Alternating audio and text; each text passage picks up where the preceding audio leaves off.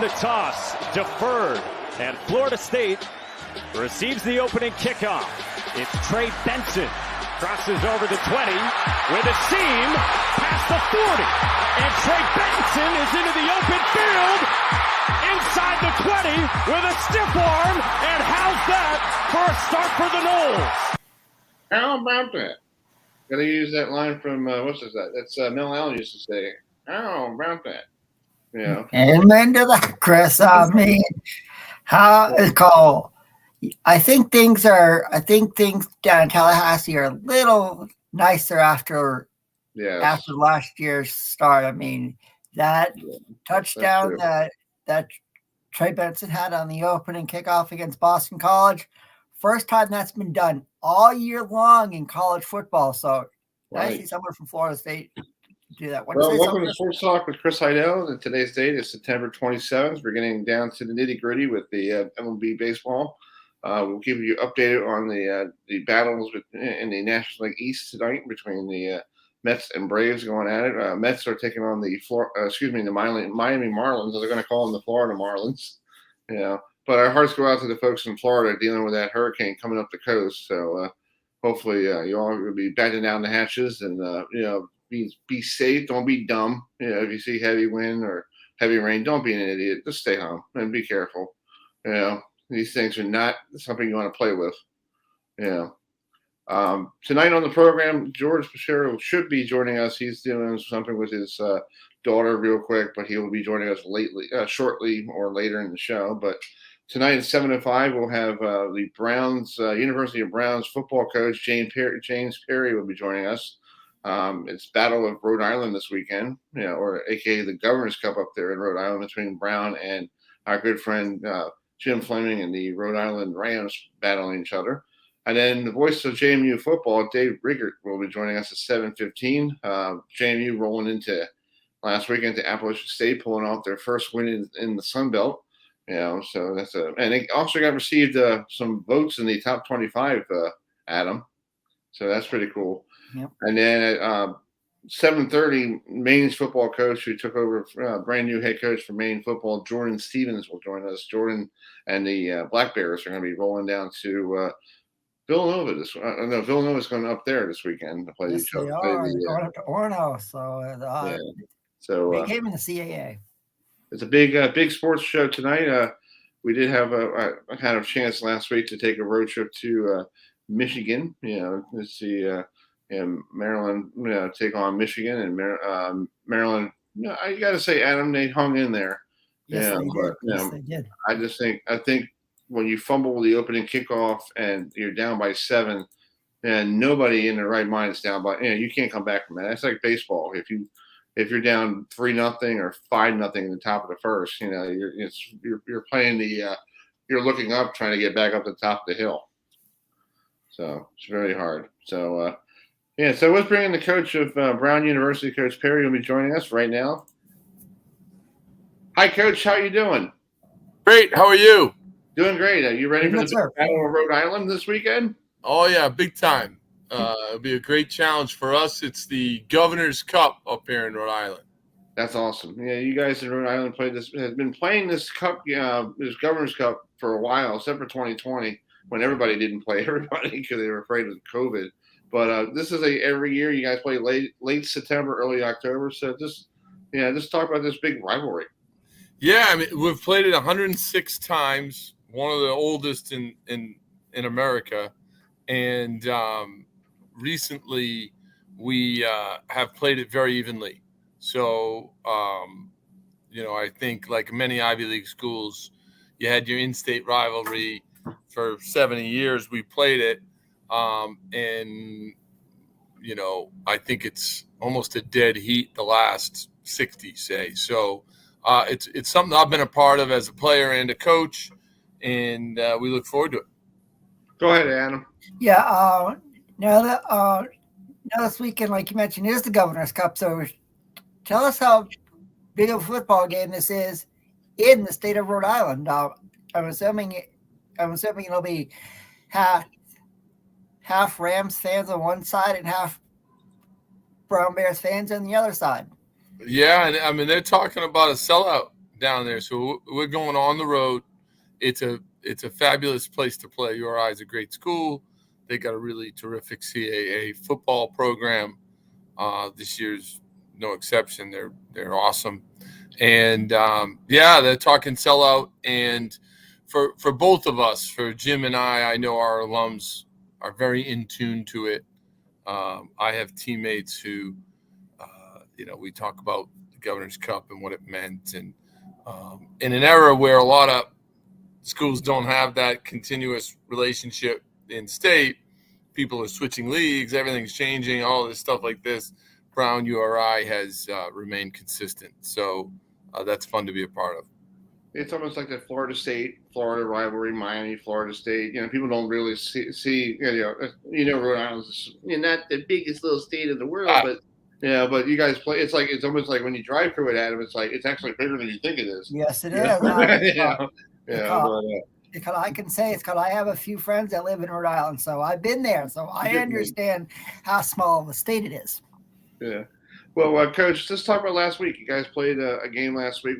How'd you guys do against Bryant? Because it seemed like you were falling behind, and we were talking about the Maryland game before you came on. If you're behind 7 points, it's really hard for you guys to try to catch up, and you're already behind the 8 ball. Yeah. So we did beat Bryant. That was 2 weeks ago. Okay. So yeah, that was a great win. Unfortunately, most recently we played Harvard and we lost 35-28. Okay. And we were driving the ball at the end of the game, kind of ran out of time. But really proud of my kids that we got a good team. Harvard's a really good team. So kind of a great challenge for us. And then back-to-back weeks. I mean, URI. Our early schedule gives us no breaks, so looking forward to it. That's where we want it, but looking forward to it. Hey, talk about that Jim Fleming's squad. They're pretty good. Last week they played against a Pitt squad. And playing against Pittsburgh, you're basically trying to find out who your team is. When you play against those ACC schools. But he's been there for a very long time, since 2013, and he's been trying to turn that program around. He has his ups and downs like everybody else, but he's doing a good job. Yeah, he's done it. It's a remarkable thing because 9 years ago that was just not the case, and I don't think the people at Rhode Island would mind me saying so. It's incredible the job he's done. This is another year where they're a top 25 team.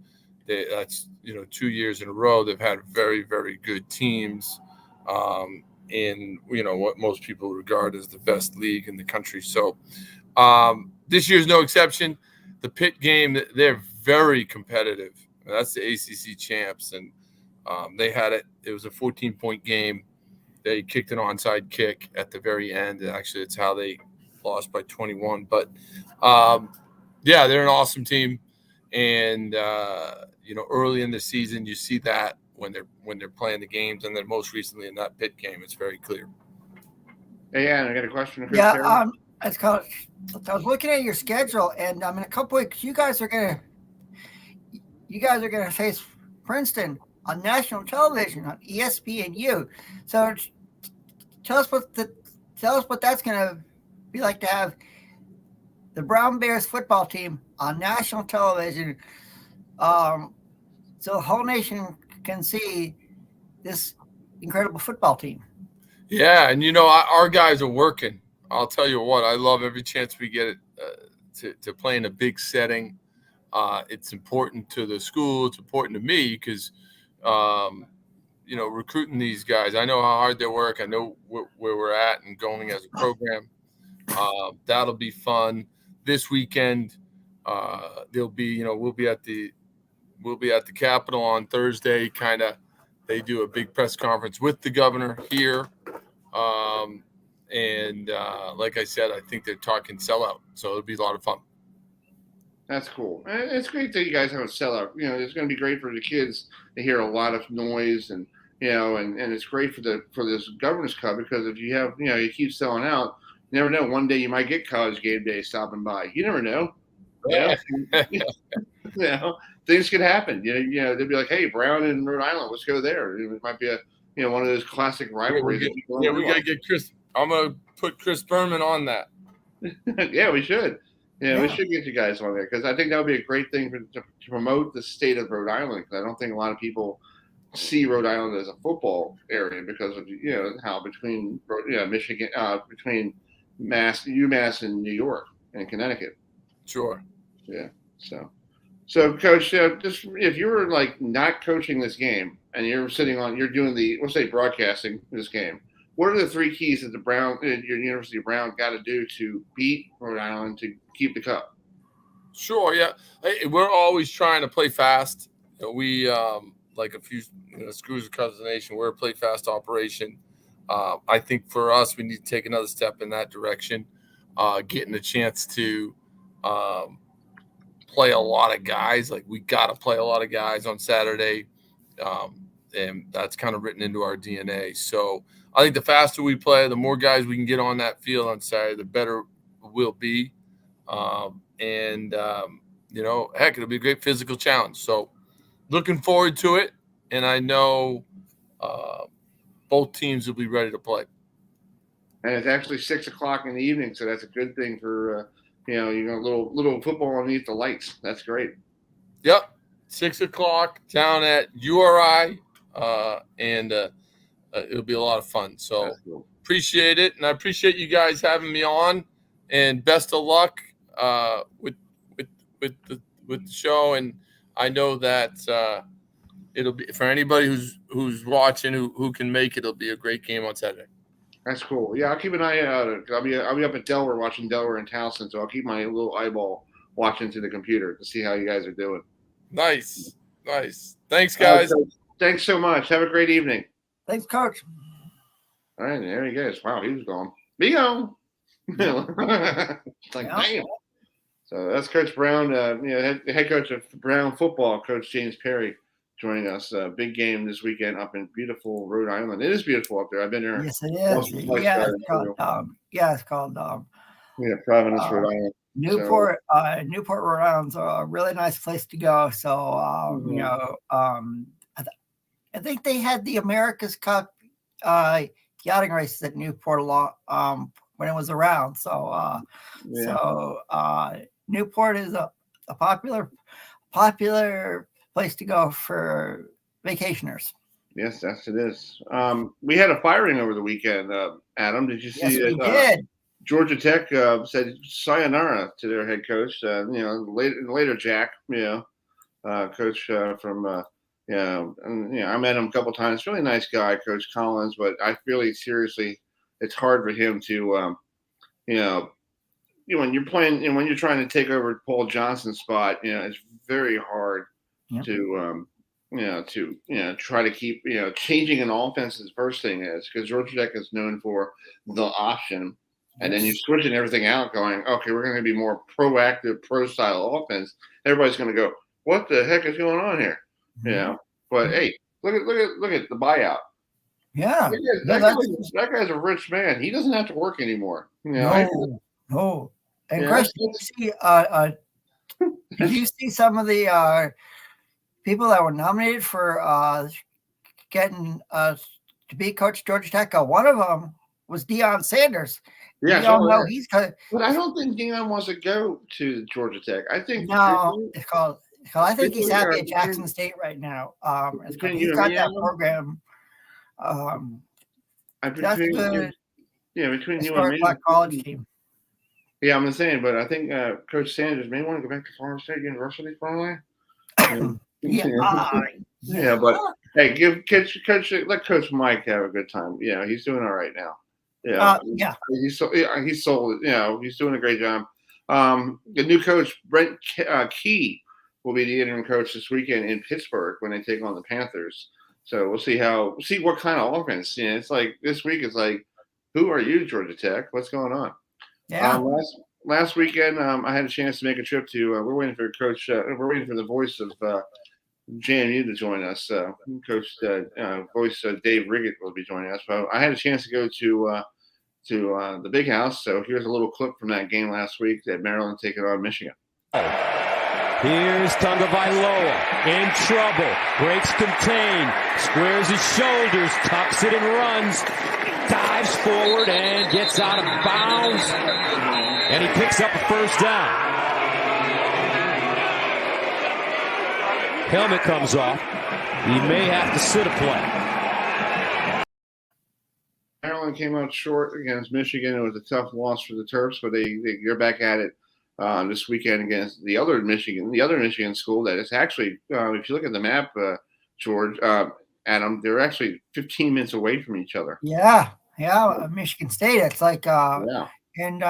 And Chris, you got a chance to talk to Rob Stone, who he had on the broadcast. Right, I talked to him after. Last week. I had a chance to talk to Coach Loxley, the head coach of Maryland. I asked him a question, in the post game.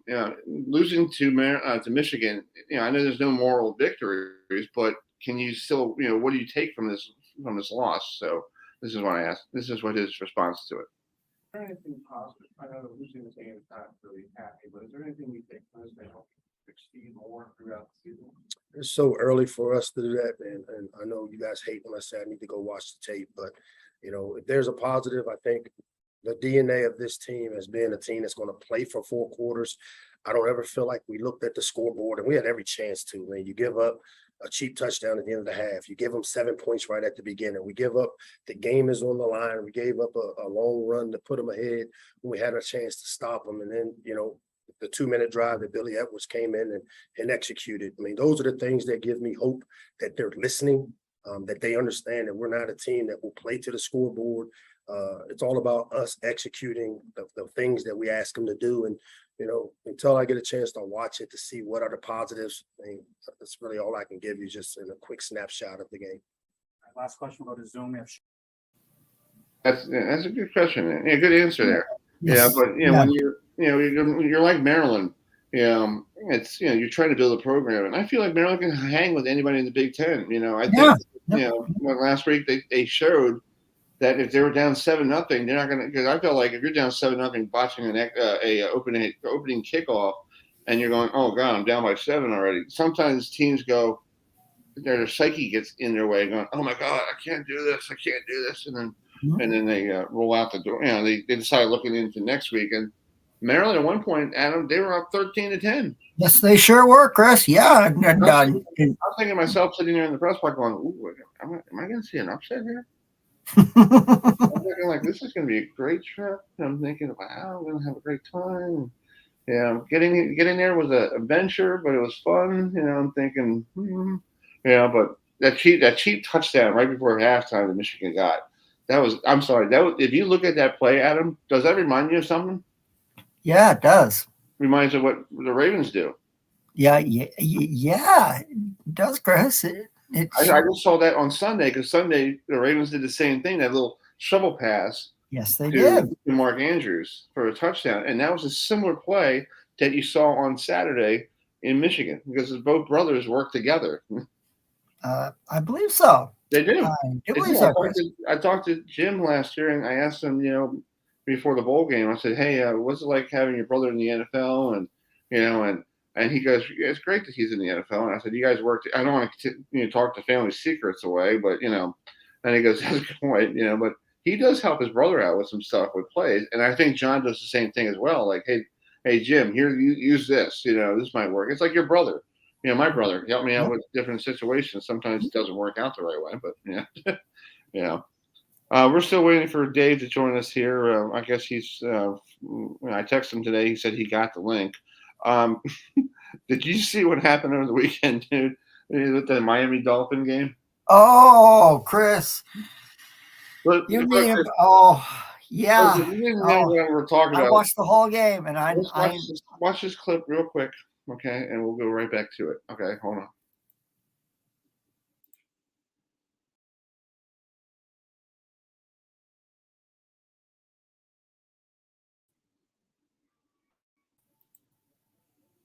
The butt punt. Yep.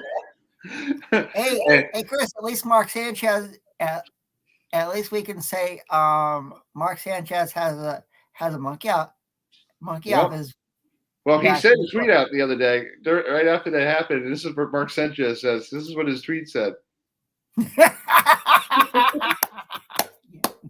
And if anybody wants to know what we're talking about, let's go back to the Wayback File here. Let me see if I can find it.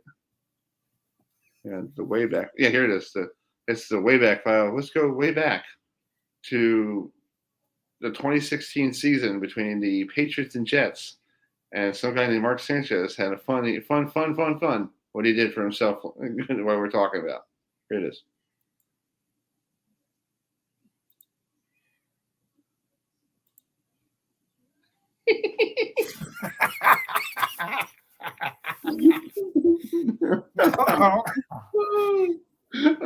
I saw that live on TV at one night. When it I saw happened. that too live too, Chris. Yeah. Yeah, I said to my brother, dude, that's a butt fumble. He goes, what? And I'm like, look at the butt fumble. The guy hit him in the butt. Yeah. And Chris, in the Denver San Francisco game, did you see what Jimmy Garoppolo did? It's called oh yeah, he ran out of the end zone, right? He forgot. I guess we can. Dan Orlovsky now called his monkey off his back. Y'all remember what he did? Yeah, everybody's happy last weekend. They got rid of things that they're associated with. It's pretty funny. Let me bring in a tweet to George. We're waiting for George to get back on here. He's running a little behind schedule, but this is what he wrote during that San Francisco Denver game. And I'll put this on here because we're waiting for Tim to join us. But here it is. This is what George wrote on his Facebook. Yep. Yeah, and my response was, "Geez, the Giants and the AKA / 49ers, they let me delete this one up here. I'll show you.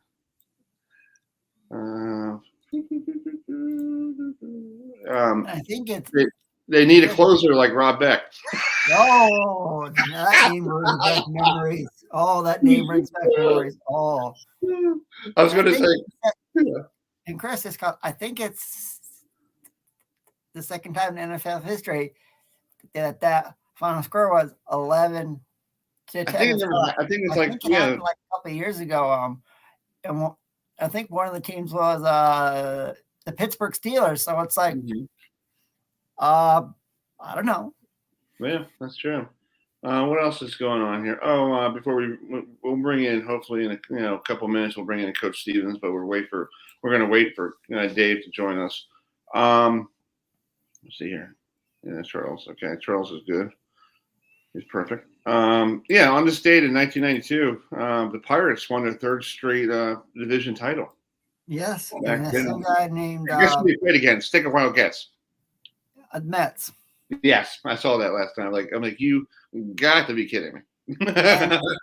And Chris, there's a young star on that team named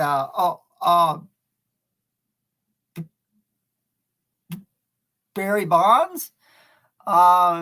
Before he became muscular, and when he was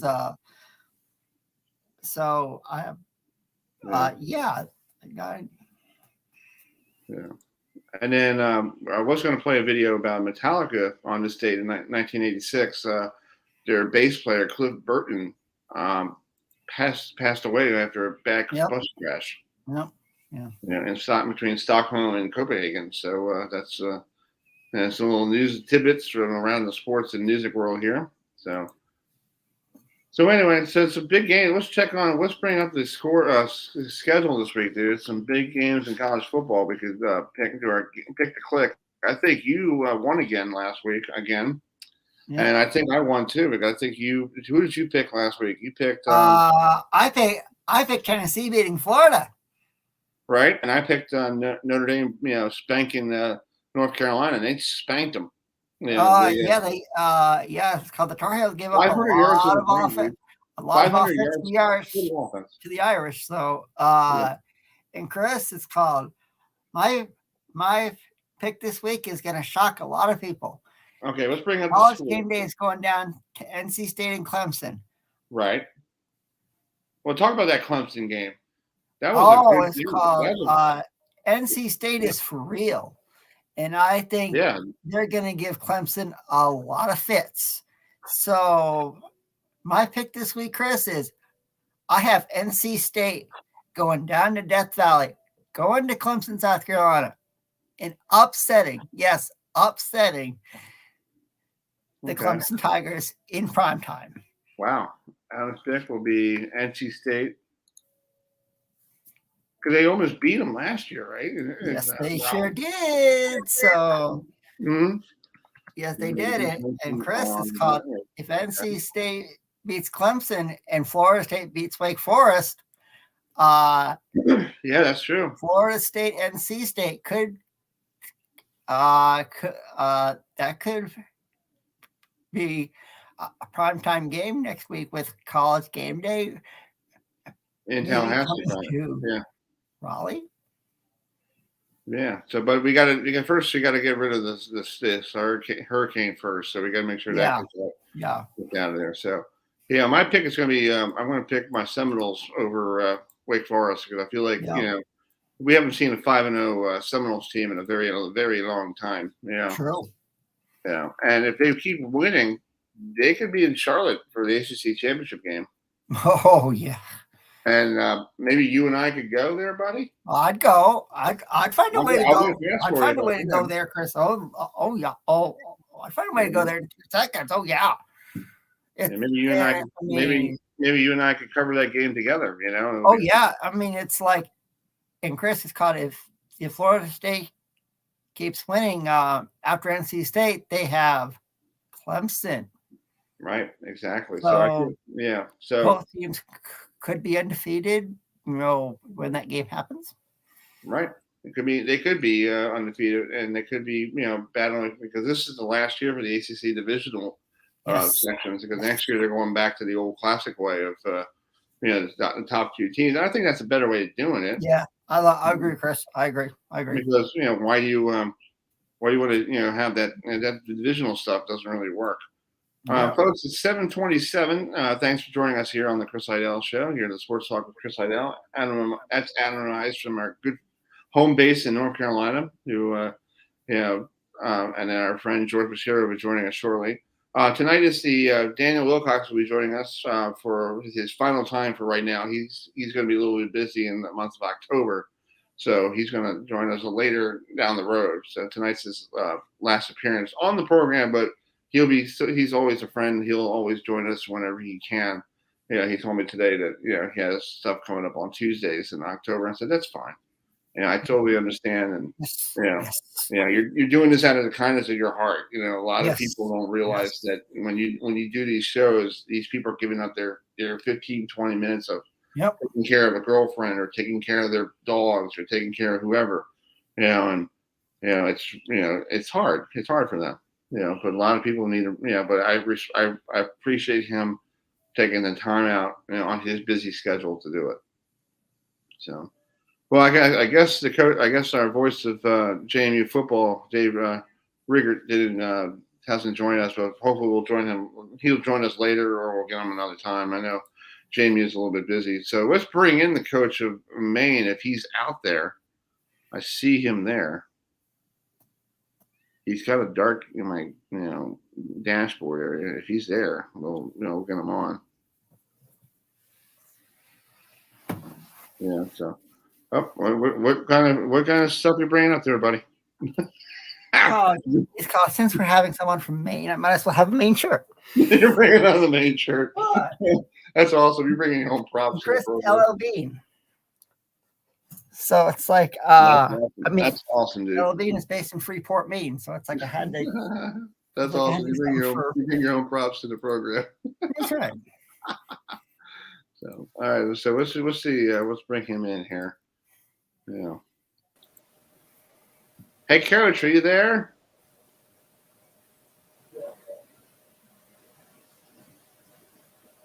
Kurt Stevens, are you there? I don't think so, Chris. I don't know. He's talking to somebody.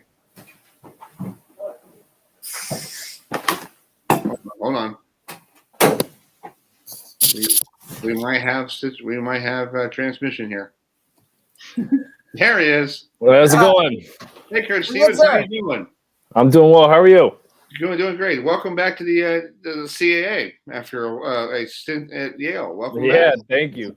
How are you guys doing? Doing great. Good, sir. So, how's your first couple weeks as head coach? It's still pretty cool that you're the head coach of Maine. And you're saying to yourself, "Wait a minute, I used to play here. What's going on here? I'm the boss."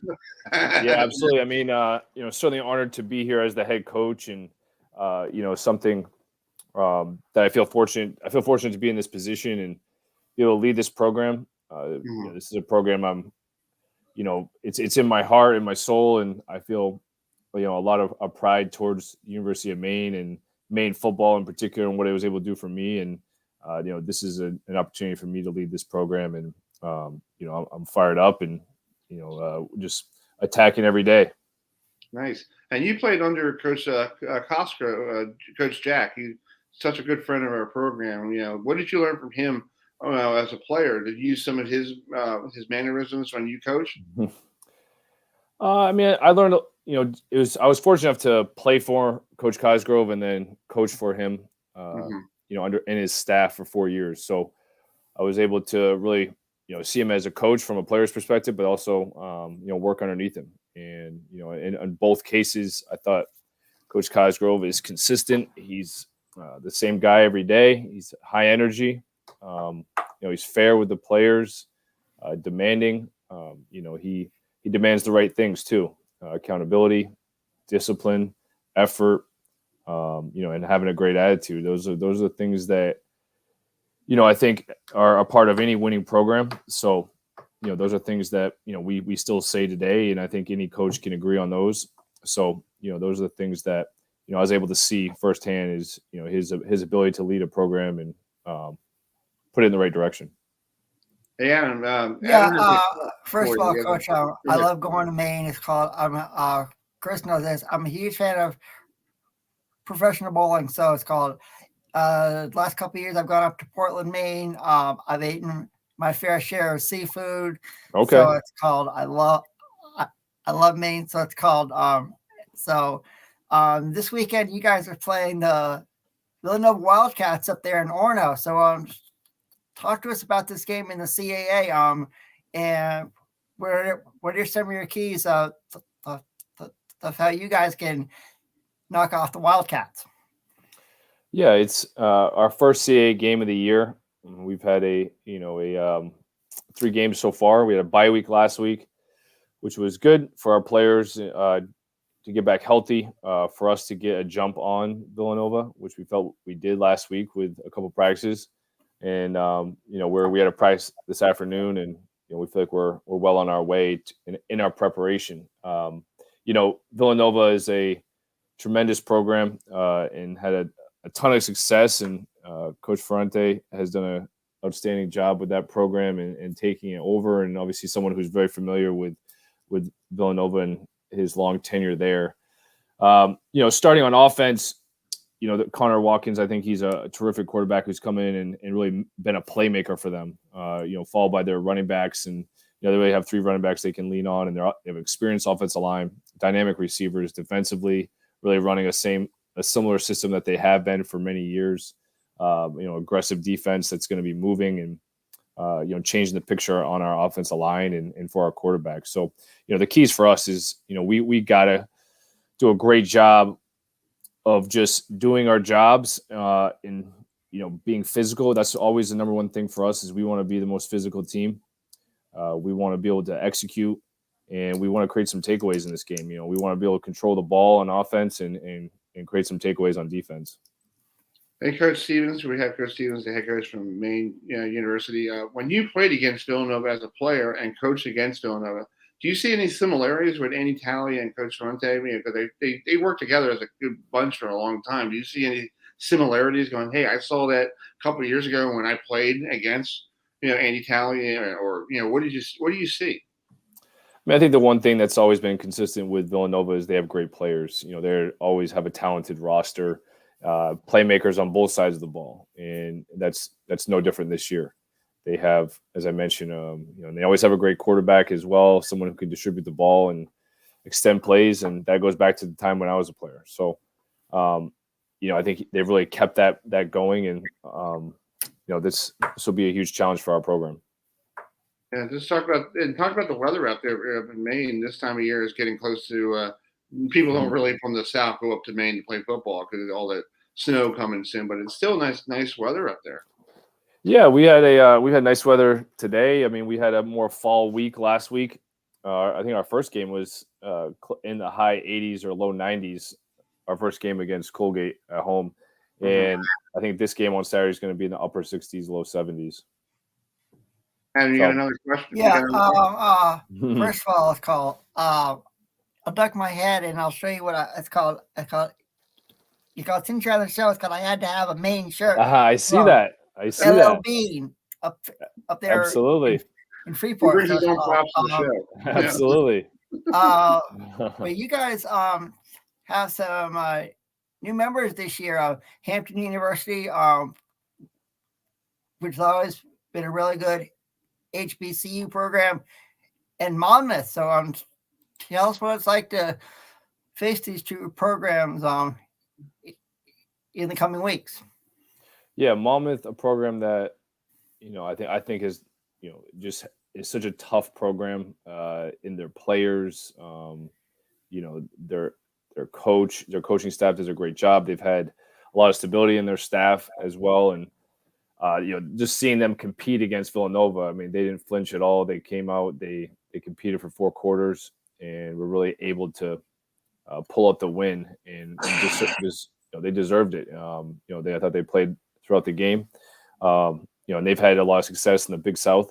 So I think this is the next stepping stone for that program, and certainly a competitive team that's going to run the table and do a great job in this league. So, and then talking about Hampton, I'm not as familiar with Hampton. I know that they've had a rich tradition and done a great job throughout the years, and we're excited to go down there in a couple of weeks as well and play on their campus.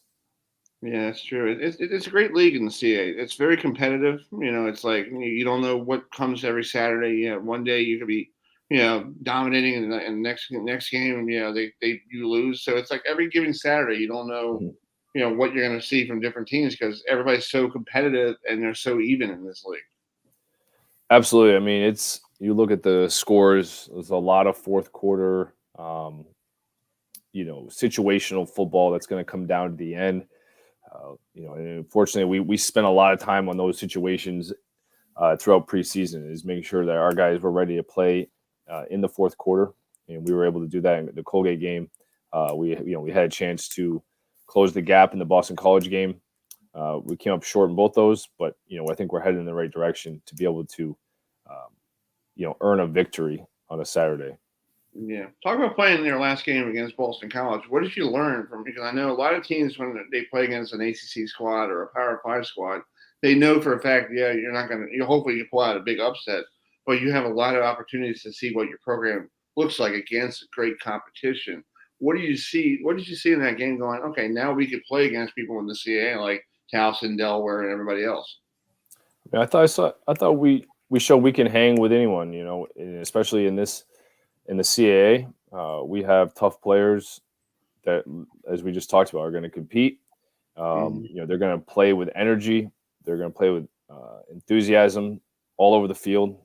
The one to be more pointed, I mean, we showed on offense that our tight end can create mismatches. Sean Bowman, our receiving group is deep. We have different guys we can get the ball to. Our quarterback, we think highly of our quarterback and what he can do in distributing the ball around, even as a runner as well. And our offensive line is getting healthy, and this just at the right time, to play our CA schedule. So, a lot of things to build on, a lot of confidence I felt like we got from that game. Obviously not the outcome we wanted or ever want, but some confidence was built in that game. And defensively, we're going to swarm, we're going to run, we're going to be physical. Those things are going to be there. And special teams wise, we had some game breakers in that game. We had 3 punts inside the 20. We had a return over 70 yards. we made I think it was a 46-yard field goal. So that was really good to see, especially after coming back. Cole Baker, I was really proud of him just coming back after missing the field goal in the Colgate game and coming back out and hitting another solid kick. That's awesome. I want to ask you, I know you're a former you used to play in the CAA with James Madison. Now they're also, to the Sun Belt. What did you think about them last week playing against Appalachian State? You must have been like, wow, you just seen this before. Everybody in the CAA has seen James Madison play against big competition, and now the national people are going to say, hey, these are actually legit. But you saw it a lot when you were playing, against them. Yeah, I think they have a really strong culture there of belief in what they're doing. They have great players and are able to go out and really beat anyone they line up against. And they showed that for a number of years in the CAA, and now are really picking up where they left off at now that they're at the FBS level. So obviously an impressive program. That's awesome. Well, Coach Stevens, thanks so much for coming on. If you guys want to watch this game between Villanova and Maine, it's 1:00 Saturday on Flow Sports, and you can probably, I think you can go online and click on it, and you can watch the game. And Coach, thanks for joining us, and good luck this year in your first year. And I hope to talk to you a little more down the road. Thank you so much for having me on. Look forward to catching up with you guys here soon. All right, Coach. Thanks for joining us. Thank you, guys. Seafood for me while you're up there, Coach. Will do. Guys, Yeah. All right, that's Coach Stevens, the head coach of the Maine Black Bears. And I want to send our condolences. Speaking of Jamie, I want to send our condolences out to Coach Kurt Sigonelli and his family. His father passed away this past Saturday. He was a very instrumental person in college football. So I was trying to talk to him yesterday on my break at work, Coach, but my Zoom thing wasn't working. But I'll try to talk to him next week, on the program and see how how's his condolences. So the folks here at Herbert FM Radio want to say our best wishes to the Sigonelli family, and it was funny, Adam. The first time I met him, I was like, this guy looked weird when he came from. He was a coach at Elon, and he was like, okay, who's this Sigonelli guy? I'm like, okay. So I went over to him, the ACC, the CA Media Day, and he looked like he was like Nick Saban, because he worked with Nick Saban. Wow. Okay. So it looked like a common copy of Nick Saban, and he said the same thing this week on his teleconference call. He goes, rat poison. I'm like, okay, don't use that word. That's a Nick Saban analogy. Okay. You're not, okay. No offense, Shane, you're not there yet. No. Okay. You just became the Division I program. No. Yeah. You'll start using rat poison when you become, dominant in the Sun Belt and you're moving on to, bigger and better places. But you don't use that word, people. Seriously. But anyway, our hearts go out to his family. I know he's dealing with a lot of family issues, but hey, that must have been a great win to make it feel better. Yeah. It's called, Appalachian State was ahead, and you think, Chris, there was like Appalachian State had a huge lead, and nobody thought James Madison would come back, but lo and behold, the Dukes came back, and yep, they did. They were down at 1 point, 28-3, and then they came all the way back. Yeah. Chris, did that score sound familiar to you? That score is first up. The Mets are trailing 2-0, top of second to the Marlins, and last time I checked, at the bottom of the second, the Nationals have a 1-0 lead.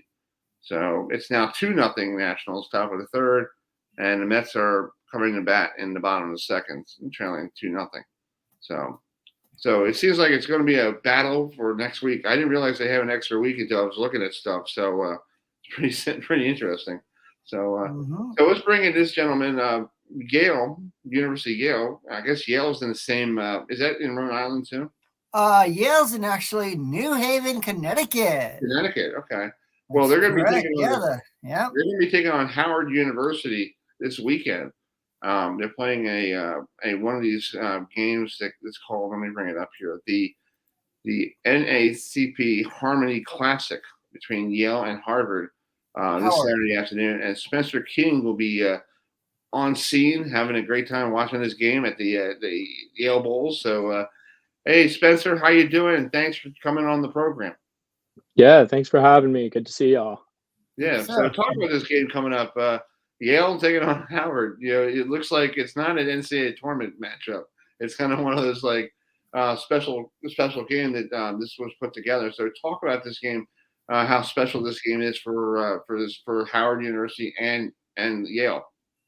Yeah, well, it's super special. I spoke to one of the schedulers for the football team today, and she just mentioned how there's been an emphasis within the team and within our athletic department to schedule games like these against HBCUs and schools like that. So this will actually be part of like every year Yale's goal is to play against an HBCU, and this game's obviously really special. The Howard president will be there to do the coin toss, and just the whole team's, at least from the Yale perspective, really looking forward to it for kind of a unique opportunity. The Howard band will also be coming. It's also Yale's first home game, so there should be a really big crowd. That's cool. That's awesome. I was looking at Howard's schedule. They play you guys, and then in the month of October they play Harvard. So it'd be Harvard and Yale. So I said to Coach Scott on the phone. We had him on the beginning of the year. I said, I guess you could bring home the Yale Cup afterwards.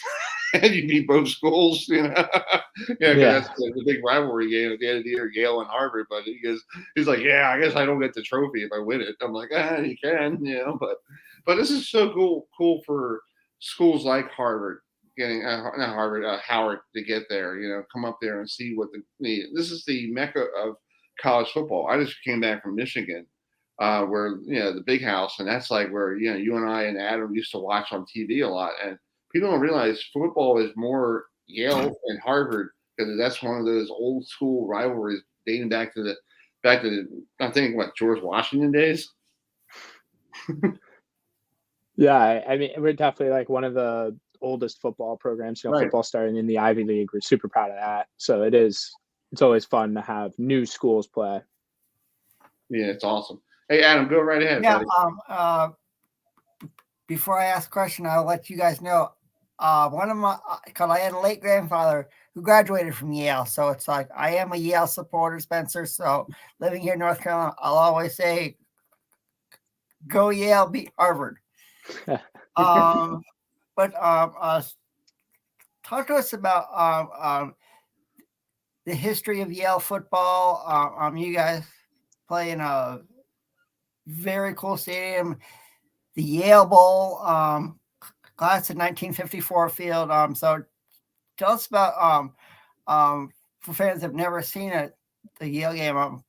What's it like there on a Saturday afternoon in beautiful New Haven, Connecticut? Yeah, it is beautiful, and the games are super fun. There's a very big, not many people would expect it, but a pretty big tailgate scene before the games. Our stadium is beautiful. The Yale Bowl, it actually seats 61,000 people. Not many people expect that for an Ivy League stadium. And I mean, our football team began playing in 1872, so one of the oldest in the country, and you can still see that not just the university, but the whole kind of city of New Haven really comes out to the games every Saturday. It's a great time, really fun time all around. That's cool. Well, Spencer, I was doing some research. Yale Bowl, we used to host the New York Giants during their transition from Yankee Stadium to the Meadowlands, and even the Jets played there for a couple games. And there's an old footage of I remember I was watching it on YouTube. Joe Namath's trying to run for a first down, and he's like gimping with his leg, and you see it's Yale Bowl, we had Giants and Jets, and they're like, I'm like, okay. But it seems like it's pretty cool that you get a chance to be there to watch the game, and it's like you said to yourself, this is where college football started. This is where all the people now every Saturday afternoon, nobody wants to work this weekend because they want to watch Yale take on. It's basically what football is. It's a great thing for the weekend. Saturday and Sunday, nobody wants to do anything. Yeah, exactly. And I mean, around here, it takes up our whole day usually just because, everyone goes to tailgate and then you go to the game stretches. And the really cool thing is we're not that big of a school, so you still then see all the players after the game and everybody talks it over with each other. You go have dinner in the dining hall with the team, stuff like that. That's awesome. That's cool. So let's just talk about this game. Yale coming off. They played Cornell last week, and they beat them. Up there in upstate New York. They're taking on the Howard squad, who just played their big game this year, opening season against Alabama State. They're playing they're playing a great schedule. What do you see getting ready for this game? If you were one of these people going to be an analyst on like a broadcast, what do you see from Howard that might give Yale a problem? I mean, it's all going to start with that quarterback. I mean, it's 6'5". He can sling it. He can run. Probably, I talked to Coach Reno, our head coach, today, and he was saying it's one of the most dynamic players they'll face all season. So being able to contain him will definitely be job number one. Luckily, probably the strongest part of the Yale team is the defensive line. In 2 games, they have 9 sacks. It's definitely a super old part of the team. A lot of seniors on that team. A couple guys that are getting NFL looks already, and there have been scouts at games. So definitely I would look out for the defensive line of Yale versus how they contain Howard's quarterback.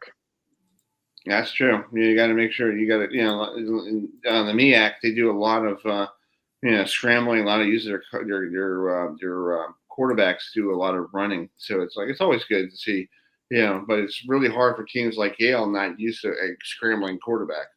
Like maybe that's now football is changing, RPOs and all are changing, but I feel like some old programs like Yale like to go back to the traditional way they became successful. Yeah, I mean, Yale actually, Nolan Groom's our quarterback. He's a junior. He is definitely a dual threat as well, lefty quarterback, so it looks a little funny on TV. But they have actually adopted a more modern offense. They strong running backs, pretty deep group, but they'll definitely sling it, and also Grooms can run for sure. Wow, left-handed quarterback. You don't see that a lot in the NFL.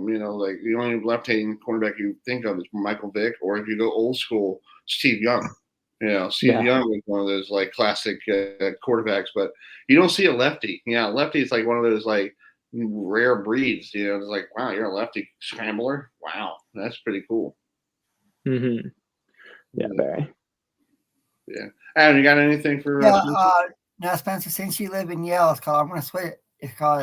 I'll switch over to I know that New Haven has some famous places for pizza. So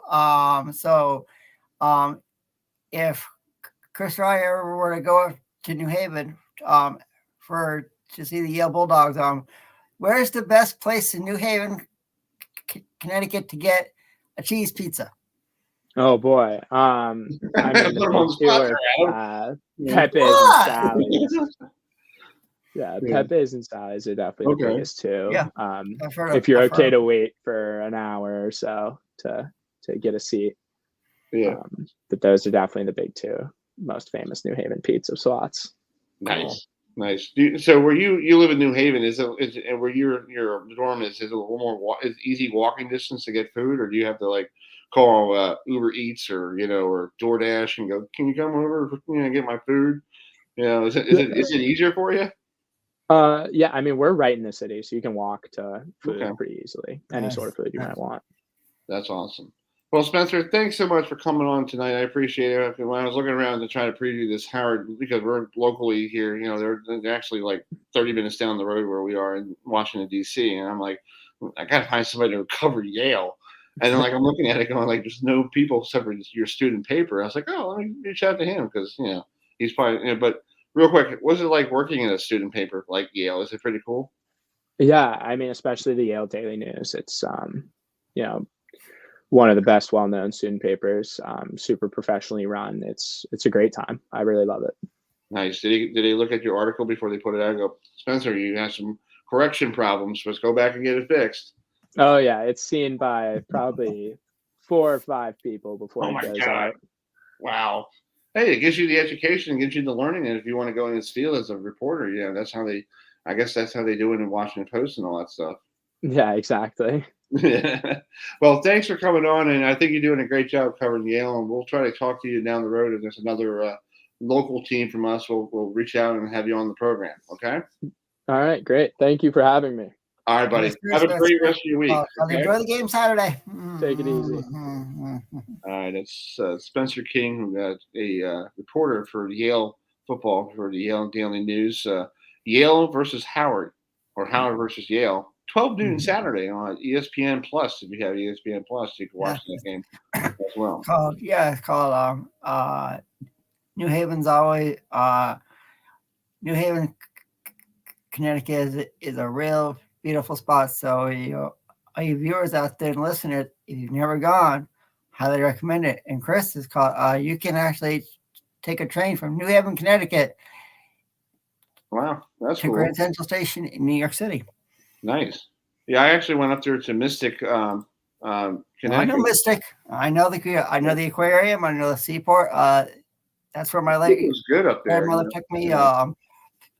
She lived in a retirement community in a town called Essex, Connecticut. So it's like I still have my cousin who lives up there. So I'm very familiar with that area. So and Chris, it's not looking good for either one of us tonight, huh? No, we're putting right now. If you look at the scoreboard, and I know this is early, we haven't got a single hit yet.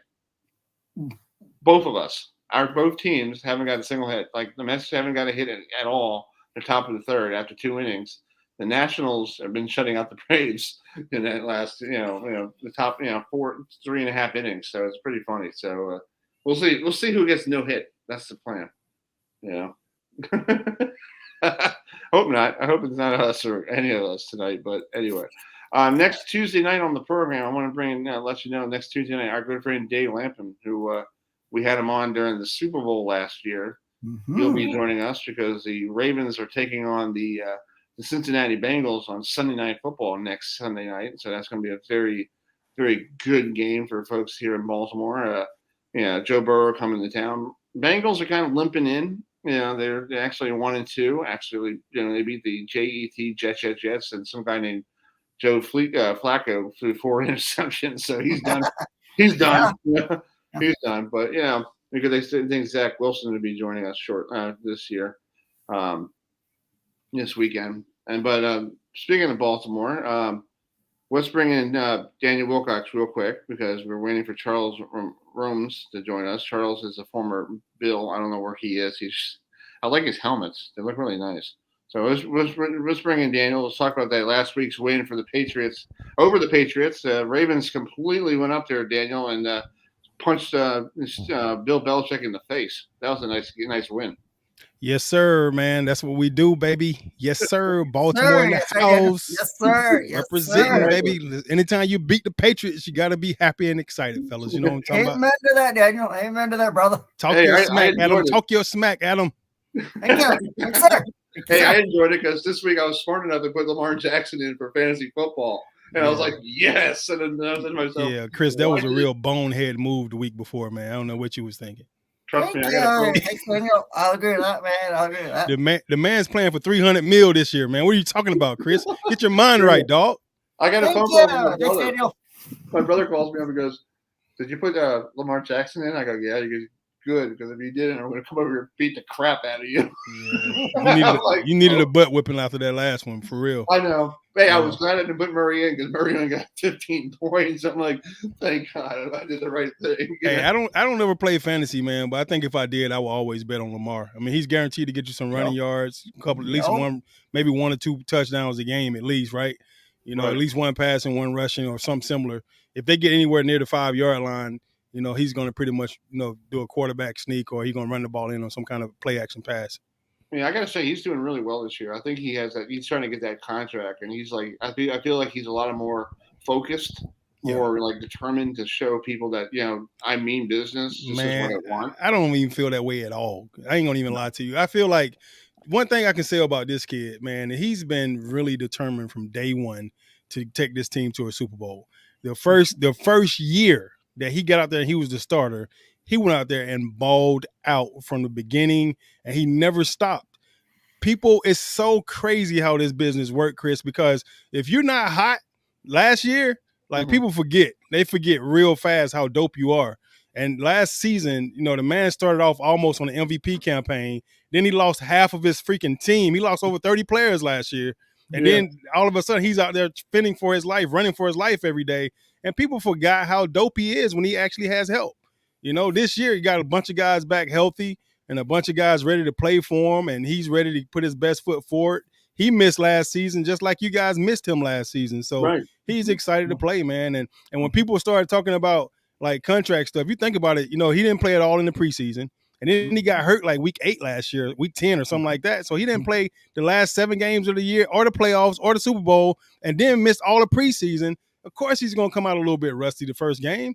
Like, come on, guys. Like, snap out of it, Baltimore. Like, you got to be able to understand the dynamics of what football is really about.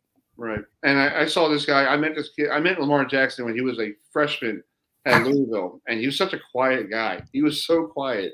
And I still remember the interview I did with him down in Charlotte at the ACC kickoff, and I'm like, who's this Lamar Jackson guy?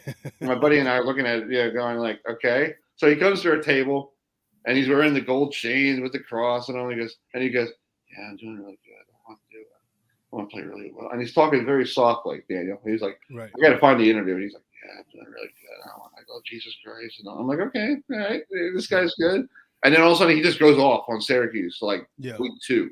And then like he just wins the Heisman. I'm like, okay. And then next year I see him at the ACC kickoff. He's like talking to everybody, kissing babies, kissing everybody. I'm like, what are you doing? You're like a chatterbox now? And he goes, yeah, after I win the Heisman, I can talk to anybody. I was like, all right. I think it's a comfortability thing, man. At first, like, especially black kids, like we look at the media and be like, bro, I don't want to have no parts of the media. They take your words, they flip them, they spin it, they take these little clips, post it, and it becomes a sound bite, and all of a sudden you don't blew up off a sound bite and went viral, and people think you said something that you didn't, and it was a part of your conversation, right? So I think most of us are really just terrified, man. So when we meet you at first, we're really kind of standoffish, not even necessarily shy. We'll have a conversation with you, but we'd rather do it off record. We don't know who to trust. This is a kid coming from Miami, Florida, man. Miami, Florida. And he was this dope in high school. So when people tell me, hey, they're going to have an answer for Lamar Jackson, ain't nobody had an answer for this kid since high school. Right. What are you talking about? Like, they didn't have an answer for him in high school. They didn't have an answer for him in college. They're not going to have an answer for him in the NFL. Yeah, you're going to have a good game or two against this guy, and you're going to make him look bad every now and then. But the talent is talent, and the guy he's different. He's a 10-year generational type guy. Right. He's a phenomenal player, man. Like, I get excited every time I watch Lamar, and I think the reason why Adam, Chris, that I get so excited watching him because I've never played with a quarterback of his caliber ever, and I always wanted to. I played against those guys, and they beat me in bowl games. They beat me in championship games. They beat me in the big games that matter, the rivalry battles and stuff in college and stuff like that. And then you get to the league, and you play with the best quarterbacks in the world, and you still don't have that guy. Now we finally got a Lamar Jackson in Baltimore, just like we had a Michael Vick in Atlanta. And I'm excited, man. I'm excited about him and the possibilities. And I pray to God on everything that he gets an opportunity to step foot in the Super Bowl field this year, just so you can see exactly what this kid is going to do. Exactly. And, it's fascinating to think about him in high school, like he was doing this in high school. Where was Florida State, Miami, and Florida trying to recruit him? Like, he got Louisville. Yeah. They missed the boat, man. That's a lot like our teams down here. Like I coached at Georgia State a couple of years back, and I was the director of recruiting and director of player personnel. I was supposed to be over all the scouting. They give you all these titles because it is what it is, right? That's neither here nor there. I'm not gonna go in depth about the bull crap that happened to me at Georgia State, but I'm telling you right now, to see a Georgia team downtown Atlanta in the heart of the city, the state capital, and you're not recruiting players from Georgia is the most asinine thing I think I've ever heard, ever seen, ever been a part of. And they're recruiting kids from South Carolina, North Carolina. The whole team is loaded with North Carolina, South Carolina. And then every time they lose a game, it's a Georgia kid that beat them. And now it's like Lamar's situation. How you let Lamar get out of Florida, I have no idea. Miami used to be hands down the team that would never recruit outside of the state of Florida. And the Florida State was one of those teams early on too. And now they've gotten away from that mantra and that motto, and now everybody else is stealing their players. Hey, Middle Tennessee State, that's a former Florida State quarterback. Took them out last week down in Miami, so it's good to see that. That was good. Absolutely. Yeah. Absolutely. Let's bring in our guest. We got a former Buffalo Bill. I know you, Daniel, had a chance to play up in Buffalo, but the Bills are coming here to Baltimore this weekend. It's supposed to be a monsoon from this hurricane coming up. I heard it's supposed to be crazy. So let's bring in Charles Rome's with us. Charles has been part of the Bills organization. So, hey, Charles, how you doing?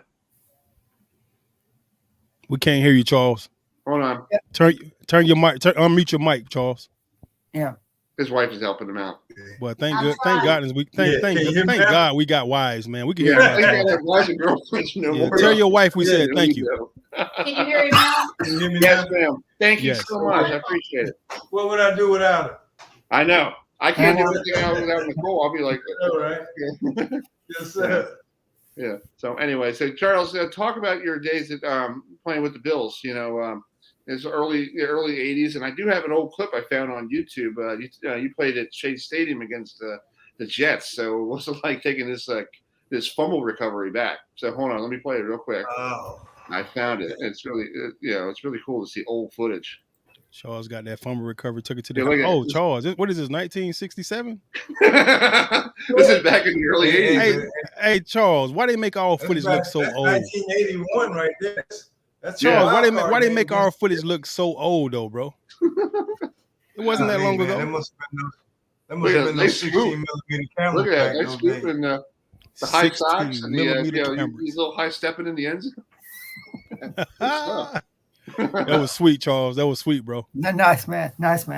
Yeah. So anyway, that was one of my greatest moments. So that's cool. That's awesome. So I cherish that. Yeah. Special team stumper.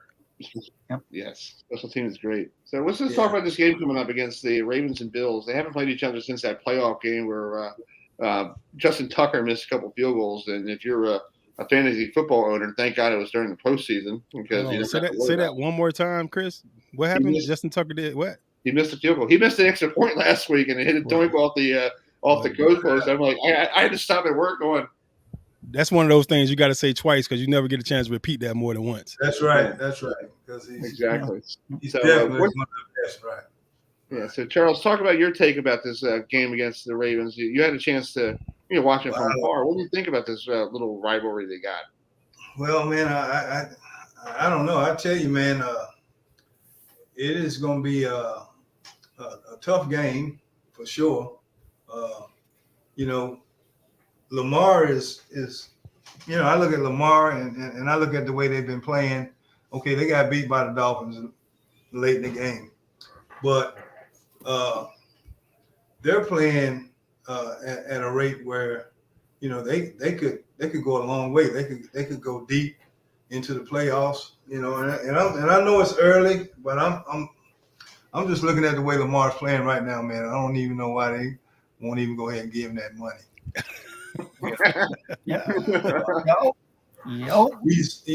And then he's going into Buffalo in a hostile environment. Or is that game in Baltimore? Yeah. Yep. It's in Baltimore. Yeah. Okay, well then I don't know. He's gonna be playing at home and okay, you look at Buffalo, they've got their defense have been depleted a little bit. They got two rookie corners out there right now. Lamar might expose them. They could expose them, and hopefully they'll play well and kind of keep that in the wraps. But the way Lamar's playing right now, man, it's he's unstoppable right now. Yeah, Charles. What do you think about home field advantage? You think home field advantage is really a big deal in the NFL? Today, no, I don't. I think anybody can win on anybody's field. It's been proven, and the home field advantage thing, and if you go back and look, most of the playoff games that were won were away games, and so the home field advantage thing is okay. It might give you a little edge, not much, because anybody can go into your stadium and beat you convincingly. Right. And the Ravens are one of those teams. I'm not taking their side, but I got to look at the realistic part of it, man. They're playing well. Their defense is playing really well. Buffalo's playing well. Their defense is playing well. I don't know what happened to Von Miller the other day. I don't think I even heard his name called Sunday. So double team and a chip. Yeah. So and I'm wondering. I'm like, well, okay, we don't want to take nothing away from the Dolphins quarterback. He had a great game. I mean, he got banged up a little bit, but Lamar is a different type of guy, man. I mean, the NFL has been trying to stop him for years now, and it's nothing has happened yet, and he's only gotten better. So it looks like to me he might have put on a little bit of weight. He did. Got a little bit more muscular. So came back 230, I think 230 somewhere around there. How much was it, Chris? Yeah, I think he's like that. Yeah, he looks a little chunky. You can see it in his body, man. He's and it's helped him. It hasn't hurt him. It's helped him. He's playing well. So I don't know. I look for it to be a great game in Buffalo in Baltimore. Yeah. I look for it to be a good game, but I would give Lamar the edge. Lamar, he's the type of quarterback, though. I think he's matured a lot more, and he doesn't take as many chances as he did, a couple of years ago or last year.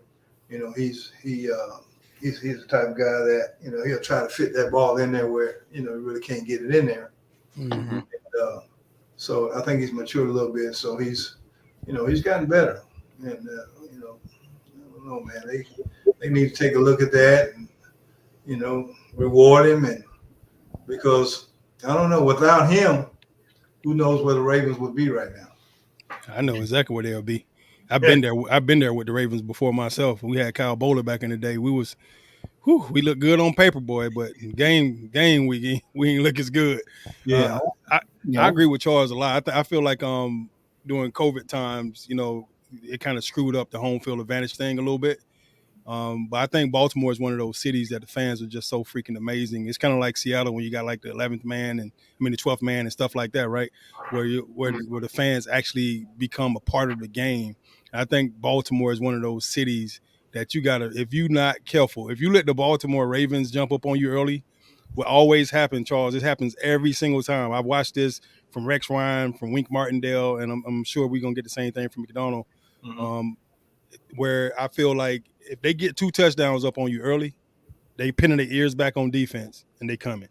And right. You're gonna have to have an answer for them coming at your neck every single play if you're on the offensive side of the ball against the Ravens. And their fans know that. They are in tune enough to understand where we at right now, and they're gonna make it unbearable for you to call a play, to use a snap count, to motion a guy, shift a guy, move a guy before that ball is snapped. And I think it will actually come into play where they will make you jump off sides and do some bad stuff throughout there where you'll miss handoffs, center snap the ball over the quarterback head. You see all that type of stuff happens in Baltimore, man. So I'm gonna give it to Baltimore just for the simple fact they playing in Baltimore. I love M&T Bank Stadium. Of course, I'm a former Raven, so I'm gonna shout out the boys, but I just believe I believe the same thing, Charles, man. I think Lamar is he's the X factor. For me, he's the X factor. They're starting to get their running backs back. So let's not forget that. They've had their receivers. Everybody questioned the receivers early on. The receivers have been playing lights out. They dropped a couple balls last week. I know they're going to fix that this week. And the tight ends, there's still one tight end that has not showed off yet. And I'm waiting on Isaiah Likely to go off. Right. This could be that week. It could be next week. I don't know. But I'm telling you, it's going to be a game this year that everybody going to look up and say, this kid from Coastal Carolina is different. I'm glad they got the running backs back. Dobbins was back on the field last week. Justice Hill had a big week, man. And I think that was just a Dobbins factor. And even Lamar getting off again, that impact, what you saw on his read options where people were starting to jump Dobbins because he was back. They just knew they was going to give him the ball. And then he was able to come scot-free on some of those read option plays. And he had a big week because of Dobbins, I think, impact being on the field. And once Hill got in, he did the same thing, man. It was a phenomenal week to see the Baltimore Ravens get back to pounding the rock a little bit. So with this weather coming up this weekend from this hurricane, do you feel like that might be an advantage towards the Ravens because they have they have a lot of running backs and they can use Lamar as the ground game. If the rain is that hard, they're talking about heavy rain and all that stuff, and you can't pass in big storms like that, but you could actually use the ground game. I think that's an advantage towards Ravens. Do you agree? Absolutely. I think if it came down to it, if I had to say who has the better running game, I go Baltimore all day. And it's for the simple fact that they got opportunity. They got a guy at quarterback that's just so dynamic, right? Mm-hmm. And people complain all the time, like he don't throw the ball enough, such and such. Dude, he's giving you 15 rushes a game. He's throwing the ball 25, 28 times a game. He don't have to throw it 40, 50 because he's giving you another 10 to 15 run plays that are dynamic. So he's bailing you out of situations. If you break down at all, when it rains a lot, the field ends up being slippery. Guys might not wear the right cleats, stuff like that. When guys start slipping around, he's not going to lose his footing at all. He's like a cat with his feet. I love the way he moves. His balance is phenomenal. And I just think he has the opportunity to really do some big things and some great things this week with the read option game. And it is harder to throw the ball when it's windy. When it's windy and wet, really hard to throw the ball. You got to put the ball on the receiver's chest so that they can, cradle the ball more and not have to catch it with their hands so much because balls does slip through your hand if you throw it too hard. So I think he does a great job of accuracy as well. When he throws the ball, he can put the ball right on the spot where it's supposed to be. So I look for the tight ends to have a big game this week, and I look for the running backs in Baltimore to have a big game this week. And I love Buffalo because I love what they're doing. I think they're a super dynamic team on both sides of the ball. And the thing that kills me when you look at their quarterback, right? The Bills quarterback, and you look at Lamar, and they go head to head all the time. One's the top quarterback in the league, and the other one's not even mentioned in the top 10. And the top 10, the one that's not mentioned in the top 10 is Lamar most of the times, right? Right. And it's so weird, and when you look at their winning record, Lamar has won more games, he's lost less games. It's so weird that one could be so far ahead of him, but that just goes you how stuck people are in the 80s and the 70s and the 90s where the quarterback just has to be a pocket passer. They don't understand that the game has evolved. The game has changed. Even with the rule call, we can't hit people over the middle no more, right, Charles? Remember they used to take people's head off when we run across the middle? Yeah, you can't do that stuff no more. So now quarterback are laying guys out left and right, and guys are catching these dynamic catches and these balls, deep downfield and over the middle of the field. And back in the day, you had to come get those guys on the stretcher. Nowadays it's like, tag, you're it. These guys bouncing off hits. They bouncing off hits now because they scared to get kicked out of the game, man. So the game has changed. Right. And you got to understand the quarterback position has changed too. The guys on the edge are bigger, faster, stronger, and they're coming after these guys. They need guys that are mobile, and that's why that kid can move in Buffalo too. And I got to ask Charles a question about the weather up in Buffalo. You played in environments up there in Buffalo, like the snowstorm off the lake. You're like, oh God, this is cold as anything. And it gets cold even earlier sometimes in Buffalo. Freezes. I never went out there in the cold and played without sleeves and bare arms, and I always had to wear some type of long john shirt, gloves, and things like that, man. Where you from, Charles? Where you from originally? I'm from North Carolina. Oh, so there it is, right there. From North Carolina, yeah. I ended up marrying a Georgia peach, so that's why I'm in Georgia. Hey. Nice. I wasn't, to play in that type of weather. I mean, it was good because the oppositions that came there didn't like it either. Except the New England Patriots. It's called, since they play in the cold too, so they entertain what it's like in Foxborough. It's difficult playing in it. I mean, again, it's almost like the football gets hard, it gets slippery in the cold weather. It's almost like it's raining, but it's not raining, it's just cold.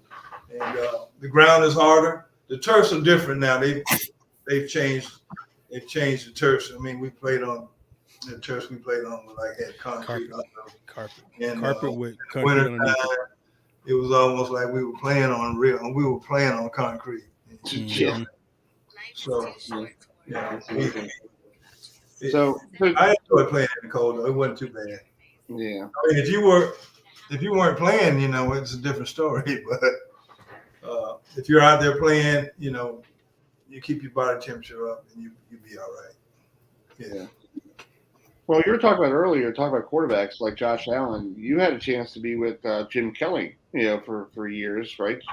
Charles. I played with Jim Kelly for, I played with him 1 year, and then the next year I got traded out to Kansas City.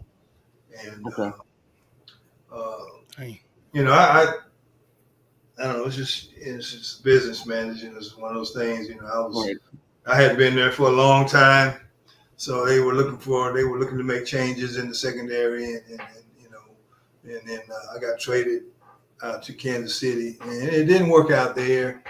And you know, they say the grass ain't always greener on the other side. Right. Very true. You can go somewhere else, man, and it just not work out. You know, and then left Kansas City, went to San Diego, played out there for 9 weeks, and then I don't know. I guess they didn't like me. Didn't like you. So I left there and I drove back to Buffalo, and then when I got back into Buffalo, Seattle picked me up, and I went out there and played a year in Seattle. Okay. I liked it out there, man. I wish Chuck Knox was the coach then, and you know I played under him a couple of years in Buffalo, and great coach. Loved playing for him. We had a different attitude when he was our coach, you know. But I think the coach that they have now, he's a player's coach, man. This is McDermott. Mm-hmm. Yeah, he's a player's coach, man, and they love that guy, man. And I think for Buffalo right now, they're gonna have to contain Lamar Jackson. You know, they're gonna have to contain him and not let him get loose out there, and because once he starts and feels that he can run on you, man, he can do some damage. And so, you know, for Buffalo, the defense has got to be sewed up. Okay, we need those two corners to play well, you know, and so we got to sew all that up together. We need Von Miller to come and show up, and you know, we got to have some other guys that's got to show up and play well, and in order to beat them, man. I mean, Josh Allen sometimes tries to carry the weight on his shoulders when he runs the ball like that. He tries to carry the weight on his shoulders, man. But you know, you can't do that, man. I would just hope people just get down sometimes, because sometimes, you know, when you're playing in the NFL, man, you like guys that, man, like Cunningham and all those running quarterbacks. Look at Cam Newton. They beat him up, man. Yeah. Beat him up. So, you know, why would it be any different for Josh Allen? Right. I mean, they just ain't got to him good yet. I mean, it's just a matter of time, man. I would hope that but I guess he's just one of those gun-ho type guys that, you know, just like to just take the ball into his hands. I mean, God, I love to see him when he gets away, man, from guys, when guys are covering guys, and then he's got this big wide open space and he just takes off running, you know, and he gets it done. He gets it done, and the Ravens defense has got to be aware of that, because it can hurt him. You know, he gets first downs when they shouldn't get first downs, and hopefully the Ravens won't, you know, pick that up, but I'm sure they are. I mean, somebody's got to spy that guy, man, because he'll take off running. He don't care, man. It's almost like Quick. You know, yeah. He makes a decision and he goes, and he don't change his mind. He just goes, and that's been good for Buffalo, and you know, it's opened up coverages. His receivers for him, because you don't know what he's gonna do, but he's a good pocket passer too. You know, he's dangerous back there too, man. He's got that arm that can get it there and make every throw. Him and Lamar, they both got that arm that get it there and not. I mean, he can thread the needle. Yeah. Yeah. I was just looking at videos. Josh Allen played against the Ravens at Baltimore, where he was a rookie. He was a rookie at the time, so that's pretty interesting at the time that you didn't know what type of quarterback the Bills had, because they picked this guy out of Wyoming, and and you're like, who's this kid from Wyoming? You don't see him on TV. You never see him a lot on television. So I guess he reminds you of I feel like he reminds me of Jim Kelly. That's the way that there's no, he just wants to go and gets his job done. You don't hear him talking about anything. He just helps out the community, and that's the same thing what Jim Kelly used to do. Yeah. They just help out in the community. So I feel like that's what he might be. He's like the modern day Jim Kelly. Well, it's funny. It's funny you say that, man, because I think people wanted Buffalo to take Sam Donald. Glad we didn't take that guy. I know that's right, Charles. Yeah. He turned out he didn't turn out good. So I think we got the best end of the bargain, and Josh Allen is a good corner. Here's some old footage, he's still trying to get away from some of the defenders from the Ravens, and it actually was a rainy day that day. Yeah, this game, and plus, for a big dude, he's real slippery. For a big guy, he's real slippery, man. He's right. You would think he'd be a good target to hit, but I don't know, man. He gets away from people, and he's. And same thing with Lamar. He does the same thing, man. They are mobile quarterbacks that that have made the game different now. When I first came into the league, quarterbacks weren't as mobile, and they were pocket passers, and they pretty much took sacks instead of running the ball. Yeah, it's a whole different game now, man. I mean, the whole structure of the NFL has changed. I think about the times back when I played, when you could go head first.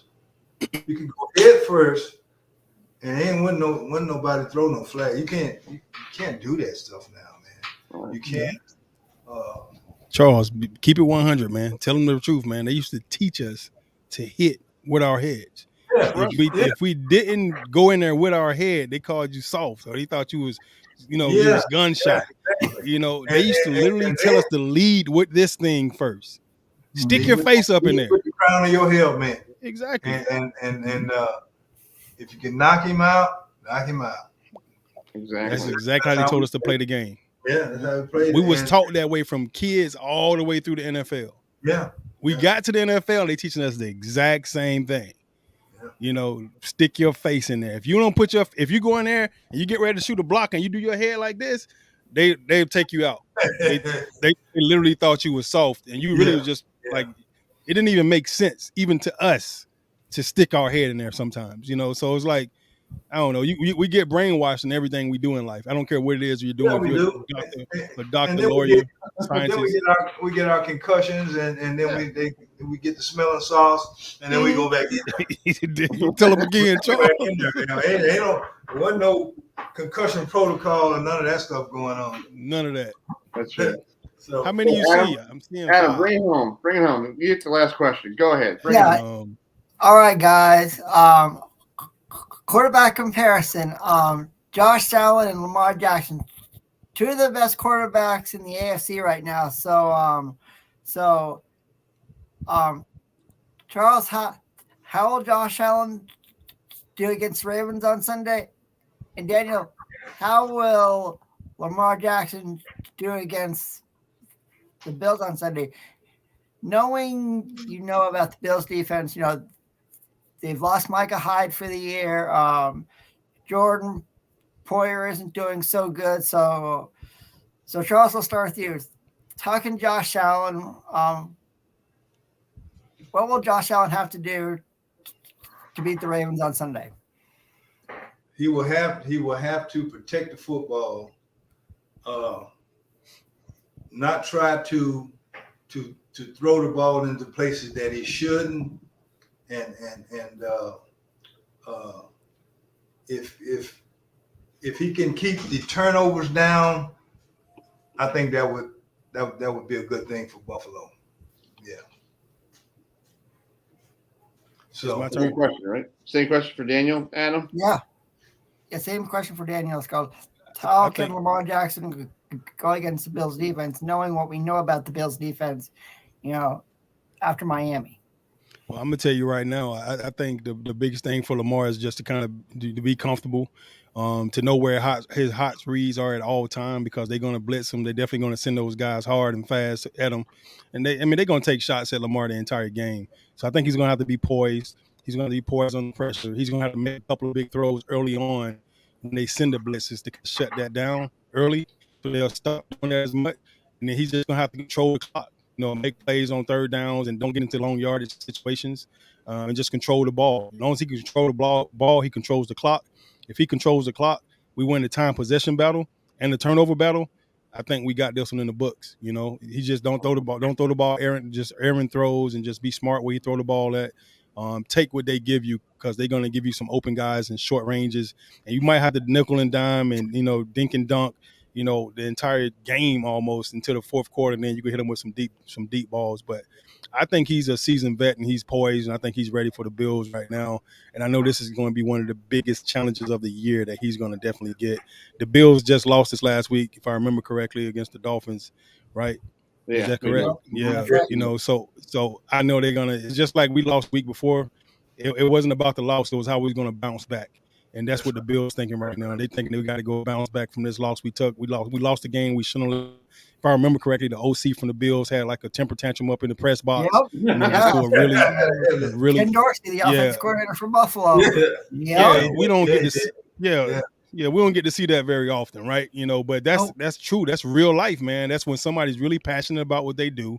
They played through those players, and he felt the emotions at the time. They messed up. They burnt the clock. They didn't clock manage the game the right way, So if we can just rattle them just enough to get them off what they want to do and make them change their game plan a little bit, then I think we got it. Yeah, that's true. Well, guys, thanks for coming on. Charles, thanks for coming on. Thank you for spending some time with us. And Daniel, thank you so much for being part of us for this whole month of September. We'll keep in touch, Daniel. Don't worry about it. We'll try to see how you're doing, and we'll get you on when your schedule gets better. But I appreciate you all coming on. Look, Daniel. Yeah, man. Hey, Charles. Good Hey, Thanks, man, Charles. it's always our pleasure to meet a fellow alumni member. We got to get to some of these chapter meetings, man, so we can hang out a little bit. That's right. I'm in Atlanta, Charles, just so you know. Okay, well, I'm in Augusta, so I'm only 2 hours away. Man, you got to get on the road and come to some of these chapters meetings. Yeah, I've already got on one of our alumni guys that played in Buffalo that goes to the chapter meetings, and he never tells me when they're gonna have one. So I told him, let me know. I'm gonna make the next one, and I'll see you. That's what I'm talking about, my brother. We need to get up. Thanks, Chris. Thanks, Adam. Right, thanks, guys. Thanks. Y'all have a good night. Appreciate y'all. Thanks. All right. Go Ravens. Go Ravens. All right, Daniel. See you soon, buddy. All right, guys. Thanks, Daniel. Love you guys. Appreciate you guys. That's it. All right, that's Daniel Wilcox and Charles Romes, the former Buffalo Bill. So that was fun. Yeah, it was. We have our own chapter of the NFL. Yeah, it's called George has missed out these last couple weeks. I know. He's been busy working on some family stuff. He'll be back next week for this gentleman. He loves talking to Dave Lampa, who another former another Cincinnati Bengal, great tight end. So he'll be joining us next week here on the program, probably at the same time, 8:05. But we'll try to get somebody from the Ravens to join us, because I know Daniel is going to be busy for a couple weeks, so we'll have him sometime maybe in November. We'll see how he's doing. I'll keep in touch with him. But thank you for Daniel Wilcox for joining us the last couple of months. Thank you to Daniel. The whole month. We appreciate it. Let's do the score update here. Braves have a 4-2 lead over the Nationals, and the Mets just got 3 runs on. I think Polar Bear just hit a 3-run homer. So it's 4-2. That's correct, Chris. You sure did. He did. He put one in the old Cito. I didn't see the update here, but I guarantee he did. But so it's going to be a battle there. So let's bring. Speaking of battles, Adam, I don't know if you're a hockey fan, but the National. I am a hockey guy, Chris, and it's called. Let's start it up. I didn't know they're playing. Well, I'm a hockey guy, Chris, and Chris, did you know that the Arizona Coyotes are opening up a brand new arena, and they're sharing it with the Arizona State Sun Devils? And I think the Arizona Sun Devils have a hockey team down there in Phoenix. So let's bring in Matt McConnell here, who is the voice of the Coyotes. That's a smart move there, Matt. Building a brand new arena, bringing the college team with the pro team. And that's like almost like with the Panthers up in Pittsburgh. You practice in the same facility, so when you need to draft somebody, you can just go right next door. Yeah. Well, guys, Chris, Adam, thanks for having me. It's hard to believe that hockey's almost here. Yeah. It's those guys you had on before, those football players, I would never want to face them across a line. That's for sure. They're a little bit bigger than a lot of the hockey players that we have, although we've got some big ones. But yeah, you're right.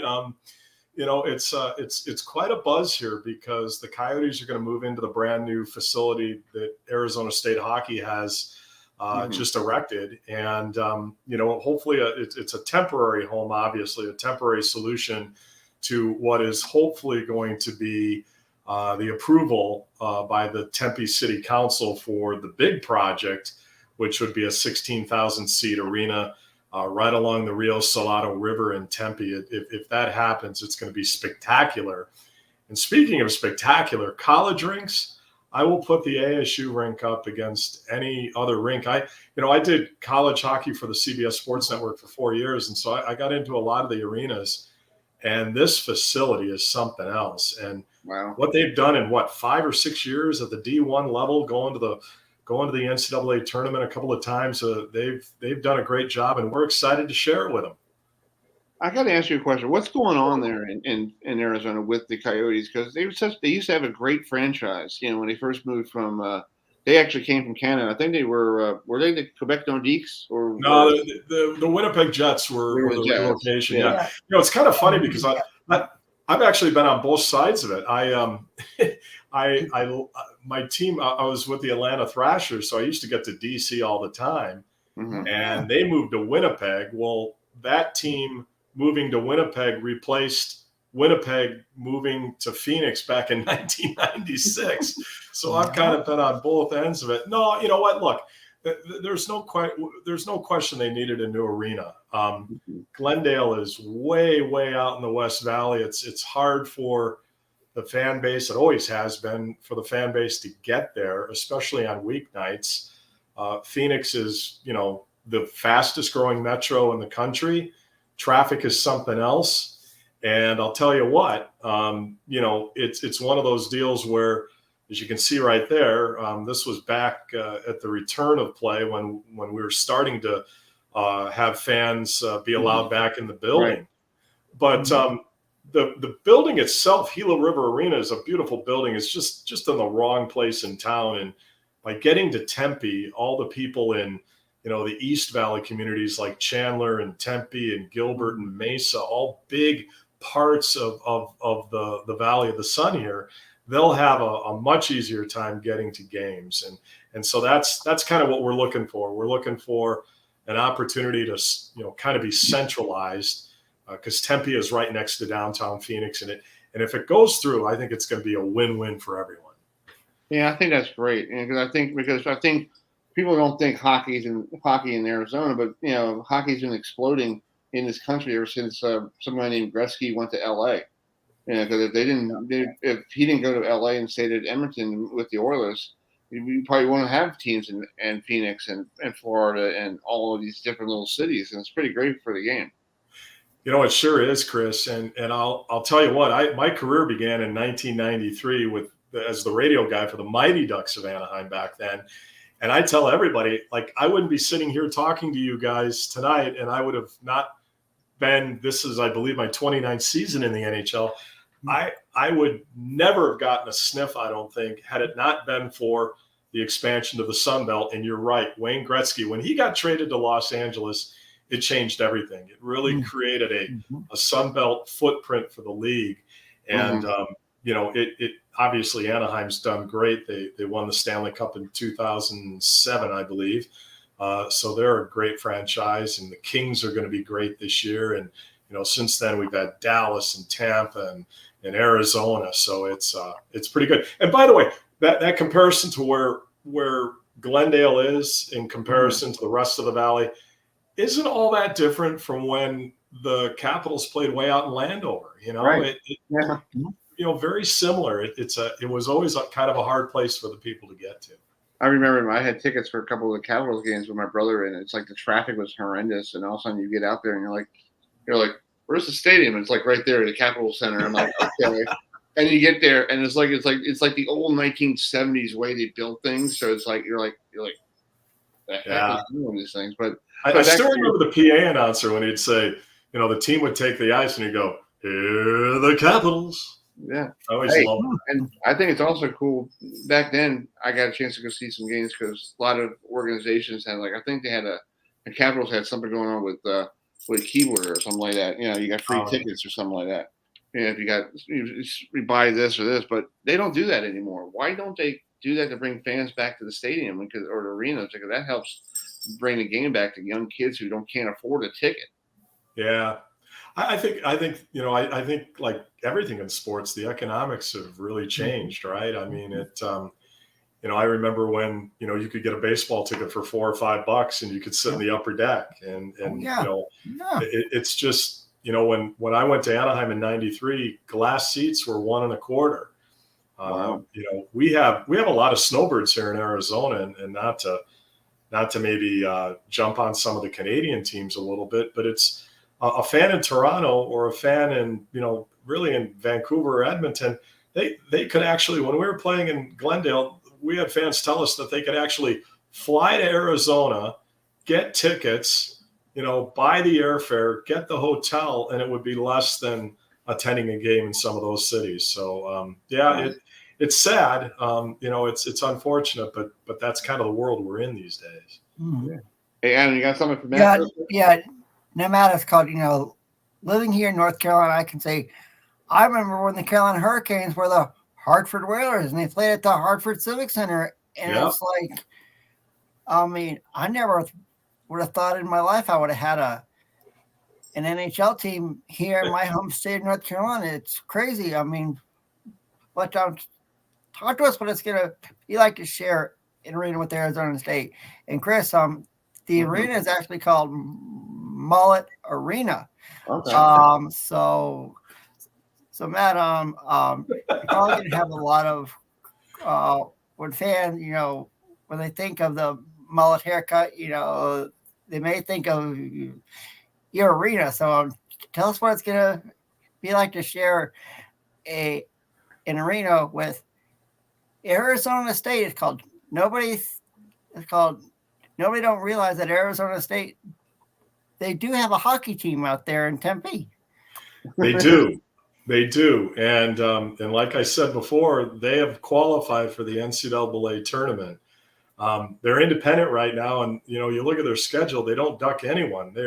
They open up the season at Minnesota Duluth. Minnesota, the Gophers are coming in here. They go out east. They play teams like Boston College, Boston University, Quinnipiac, and all that. And they've really solidified hockey from the college level out here. And we're all kind of hoping that the NCAA expands westward. It'd be great to get USC and UCLA.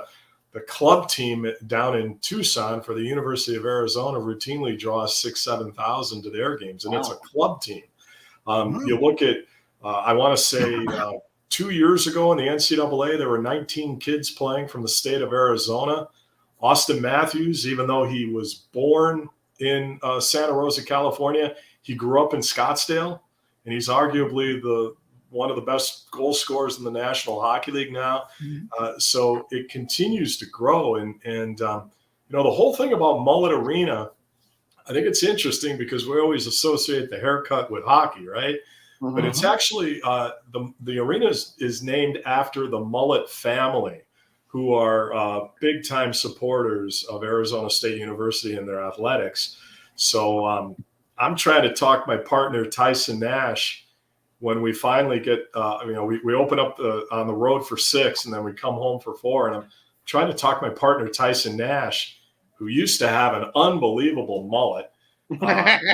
I'm trying to, and he cut it off a couple of years ago. I'm trying to talk him into, getting a couple mullet wigs or something and wearing them on the air that night. Right? We got to do that.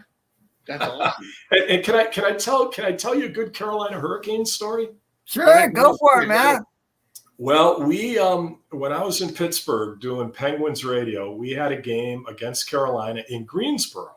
Remember, they were in Greensboro for a couple of years, and to try to draw fans to the game, they had Richard Petty night. Yes, So Richard Petty signed autographs. He drove around on the Zamboni between periods. Everybody loved the King, right? So my partner, Peter Taglianetti, he asked the Canes PR guys, hey, any chance we could get Richard to come up and jump on the air with us? And the PR guy said, oh, I'll try, and we never thought we had a chance. Well, second period, we go to a commercial timeout, and I get a tap on my shoulder, and it's one of the Carolina Hurricanes PR guys, and he goes, and I look over my shoulder, and there he is, the King. He's wearing the big hat with the feather. He's got the sunglasses on, and he comes on. We throw a headset on him, and we're talking to him. Really, really kind man. And my partner says, so Mr. Petty, do you know anything about hockey? Have you ever followed hockey? And he, right over the air, he says, you know what, guys, I got to be honest. He goes, I don't know a red line from a blue line to a pink line. And we were all laughing, and That's awesome. It was awesome just to be with him, and it was fun that night. Yeah, I did a hockey game at Citizen Bank Park when they had all those the world when they had the Winter Classic. Sure, yeah. So Newman University was playing Penn State, so I was like, okay, I'll broadcast their game. I did, and I said, oh, I get this phone call, and he goes, hey, Eddie's going to come on and all that stuff. I'm like, all right, cool. So I'm walking around trying to find him in Citizen Bank Park, trying to get him on the program, and they locked me out of the booth. I'm like, guys, I got to get in here. So Eddie comes down the hallway. I go, and I wave to him. He goes, hey, you Chris? I'm like, yeah, come on in. And to me, I'm learning about hockey because I know I'm an Islanders fan from New York because I was born and raised in Long Island, and that's a Long Island thing, up there. Sure. And I'm just like, this is Eddie Orchek. And so I text my buddy, and I'm like, I got Eddie. And he's like, how did you pull that off? I'm like, I don't know. Eddie was on that one of those teams that when I was in Pittsburgh, he was on the Penguins while I was there for a year or two. And I remember we were coming back. The team had won in New York or something, and we're coming back to Pittsburgh right after the game. Right. And Eddie used to sit with all the veterans in the back of the plane. And I just remember we're coming into Pittsburgh, and it's almost 1 a.m, and the plane is just circling around the top of the field, right? Yeah. And it's circling, and we're circling for like 15 minutes, and Eddie from the back of the plane screams out, who the heck is up here this time of night? Like, get the plane down. and he was great. He always had a boom box. He kept the guys loose, and I had a chance to do the Western Conference Final one year with Eddie on NHL radio, and always great to see him. He's a good guy. That's cool. Well, Matt, thanks for coming on tonight. I really appreciate you taking some time. I know right now the Coyotes are playing the Stars 1-0 Dallas, but it's just preseason. But we hope to see you. Maybe I could get a chance to see you guys come down to DC when we play the Capitals. Maybe I could get a ticket or a pass to see you guys. Yeah, well, we're I don't even know when we're there. I think we're there sometime in November. So yeah, maybe so. Yeah, that'd be cool. But thanks for coming on tonight. Thanks for talking hockey with us, and enjoy the rest of your season. You got it, and thanks for having me tonight, guys. Yes, and I enjoyed it, and good luck with your show. Thank you so much. Thanks, Matt. Bye. All right, that's Matt McConnell, who is the voice of Arizona Coyote hockey. Before we bring in our good friend Damien, let's do a quick highlight from Citi Field. Here's somebody just 1 yard. We know who it is. Polar Bear.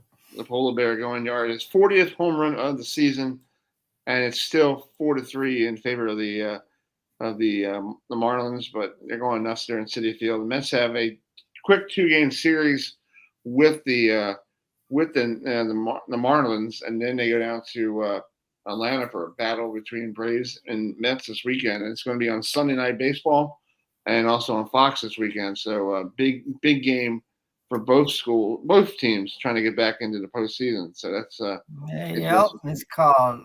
The rivalry is renewed, Chris. Exactly. Let's bring in our good friend who covers Liberty football. Damian Select will join us. Hey, Damian, what's up, buddy? Not much right now.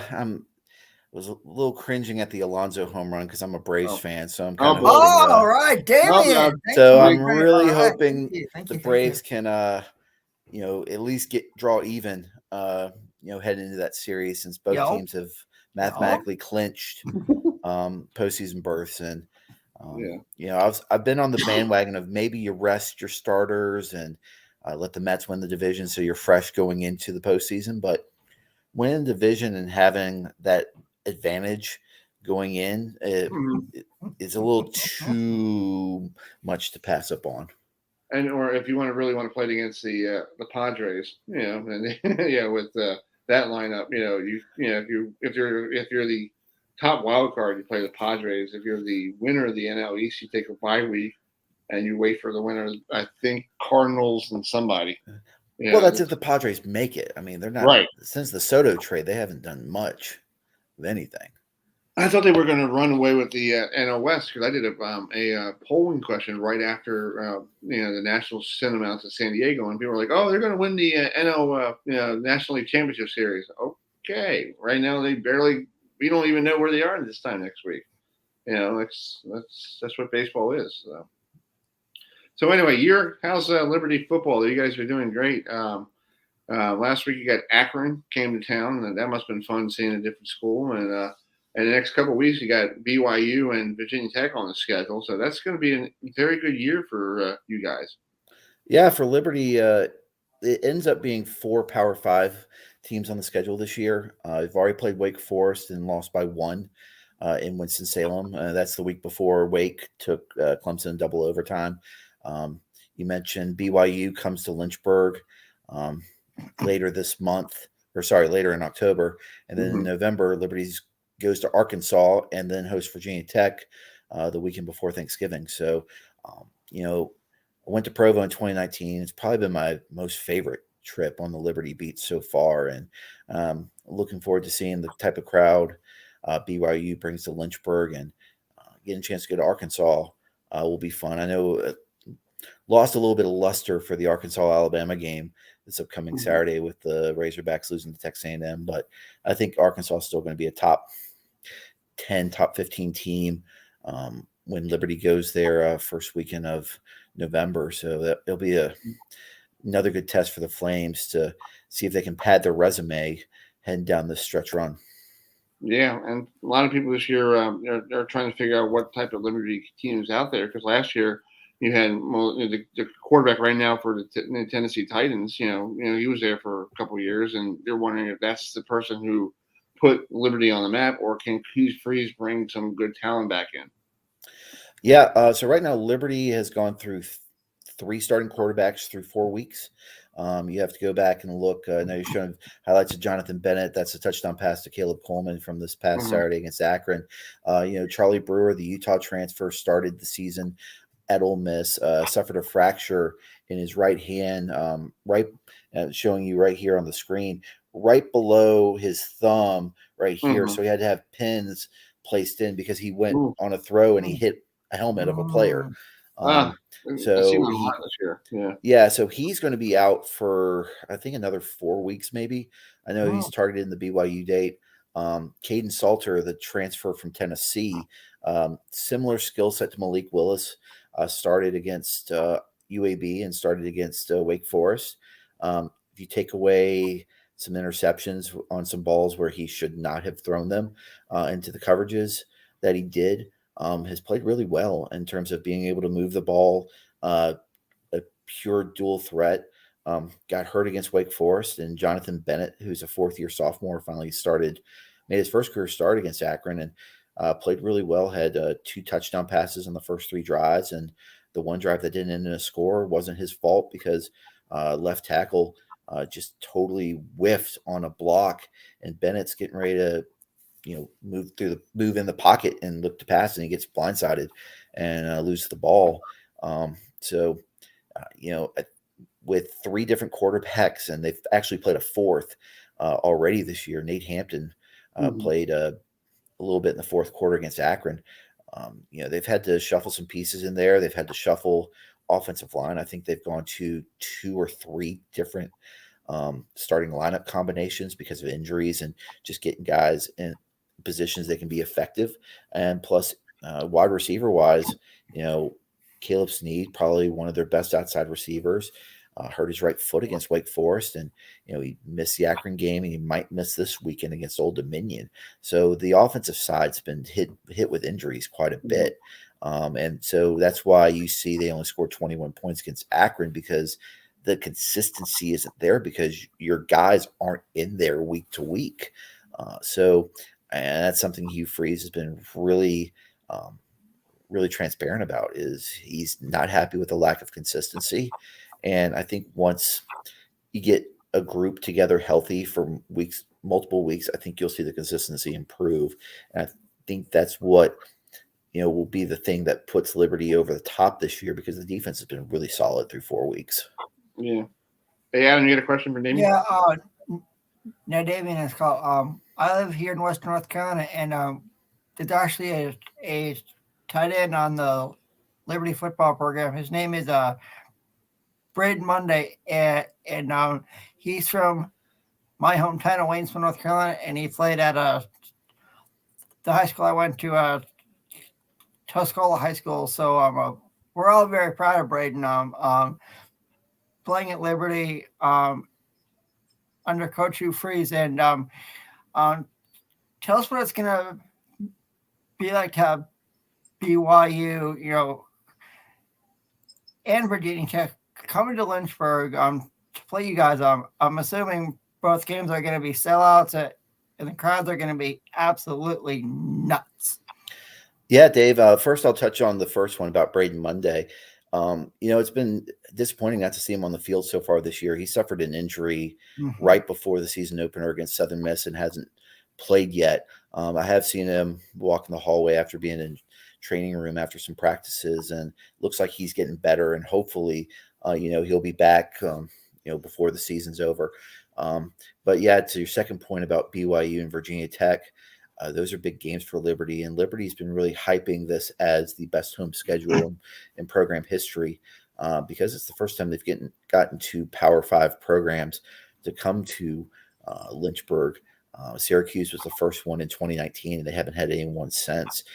So BYU is going to be a big one, because, as Jerry Falwell Sr. once said, you want Liberty to be to evangelicals what Notre Dame is to Catholics and BYU is to the Mormons. So getting BYU into Lynchburg is a big deal, and that's the second game with the home and home series. And then Virginia Tech, that's a big one, because you're bringing in the premier college football program in the state to Lynchburg for the first time.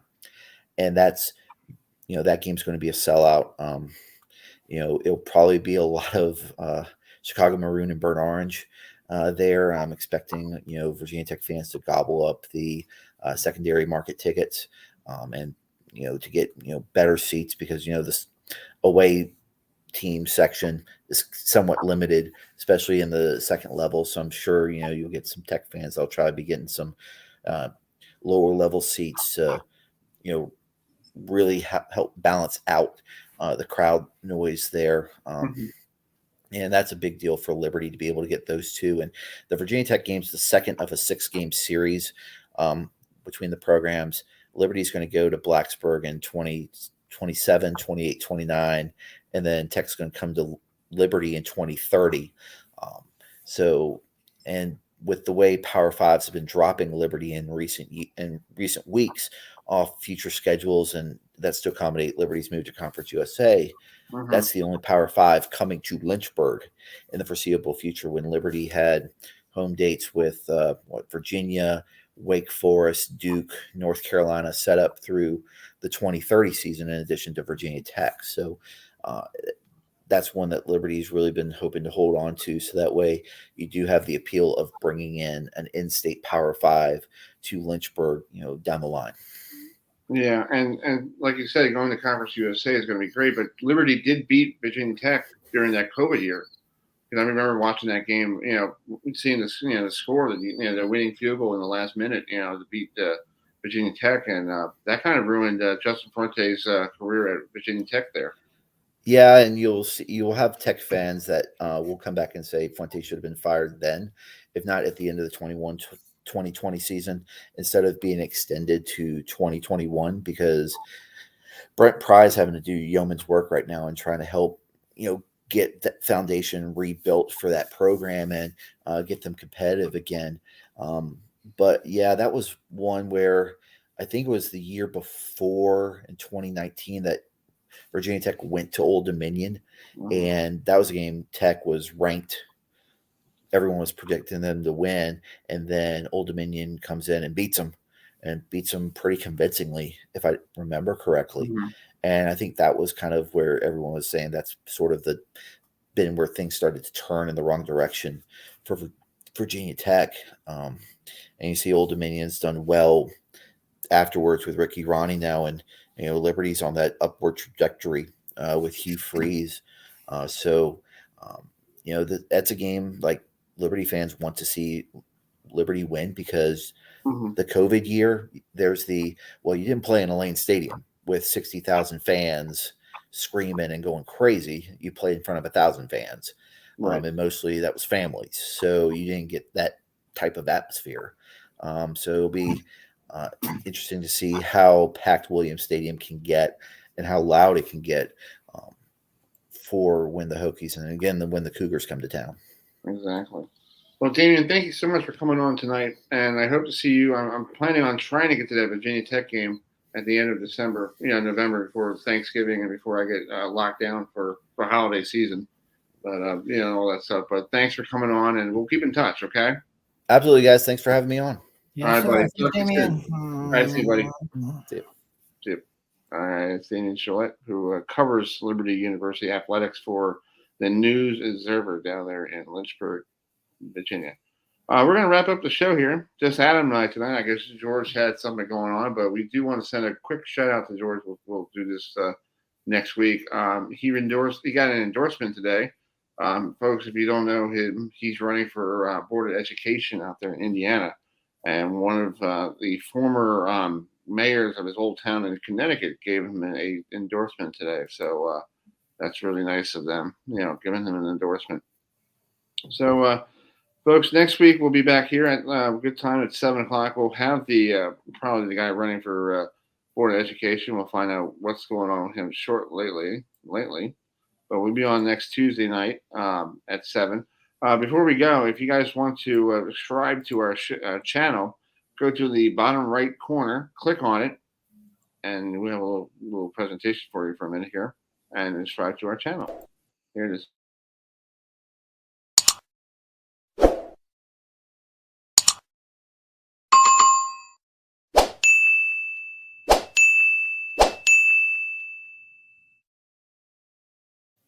Thanks for the sound effects, people. So anyway, so next week on the program we've been promoting this all night. Let's bring this up real quick. Thanks for Daniel Wilcox for joining us this evening, along with Charles, from the former Buffalo Bill, joining us on the show. Charles Rooms, who was part of that team back in the 80s for the Bills. Next week here on the show, we'll have Dave Lampton will be joining us. Part of the voice of the Bengals radio network. We'll preview that big Sunday night football game between Joe Burrow and Lamar Jackson joining us, and Lamar, playing against the Bengals. But Dave will be joining us, folks. Before we go, we do want to send our best wishes to folks in Florida with this big hurricane coming. Please don't be an idiot. Stay indoors. Put boards up. Don't put duct tape on your window like that thing I saw on the Weather Channel today. Some Dunkin' Donuts in Clearwater, Florida. Adam put duct tape on his windows, and the guy who's been on the Weather Channel for so long, he goes, "That doesn't work." No, nope. Yeah, but we'll give you folks. We hope you guys are safe down there. We will get George back on next week. So in the meantime, let's give you a score update real quick, Adam. So you go to bed sleepily, pretty happy. Right now, the Mets are trailing 6-3. Miami got 2 runs in the top of the 6th. and Braves and Nationals right now. Braves are up 6-2, now 7-2, top of 7. So anyway, so we'll hopefully we'll talk next week, dude, of who's going to be battling for the NL East championship or who's going to the wild card situation. So now to then, Adam, thanks for joining us. I appreciate you part of the show here this week. Yes, sir. And it's called. And let everybody know it's called that hurricane. It looks like it could come up here to the mountains of North Carolina. So by this weekend. So pray for everyone affected for the storm. So yes, be safe. Enjoy. Well, let me play the NFL action. Enjoy all the college football action, and we'll see you guys again next Tuesday night. All right, we leave you with our. This is a weather report down in the state of Florida about the hurricane. Be safe, state of Florida. Be smart. Okay, so here's a little bit, little clip for that. First alert, Chief Meteorologist Steve Weigel tracking Ian. Ian is a Category 3 hurricane now. The wind's up to 120 miles an hour, bearing down on western Cuba. Up next, Florida, with a landfall expected on the west coast of Florida sometime this week. Slow-moving storm. It's actually slowed down a little bit, moving north at 10, but expected to pick up its forward speed a little bit and intensify to a Category 4 before a landfall on Wednesday. There's Wednesday, 8 p.m., just off the coast of Tampa and Fort Myers around Sarasota, and then working inland after that, slowly moving through the state and then eventually up toward Jacksonville as a tropical storm. Obviously, the tracks have been shifting toward the east the last 2 to 3 days, and those tracks, we'll get the afternoon models coming in about an hour or two. They kind of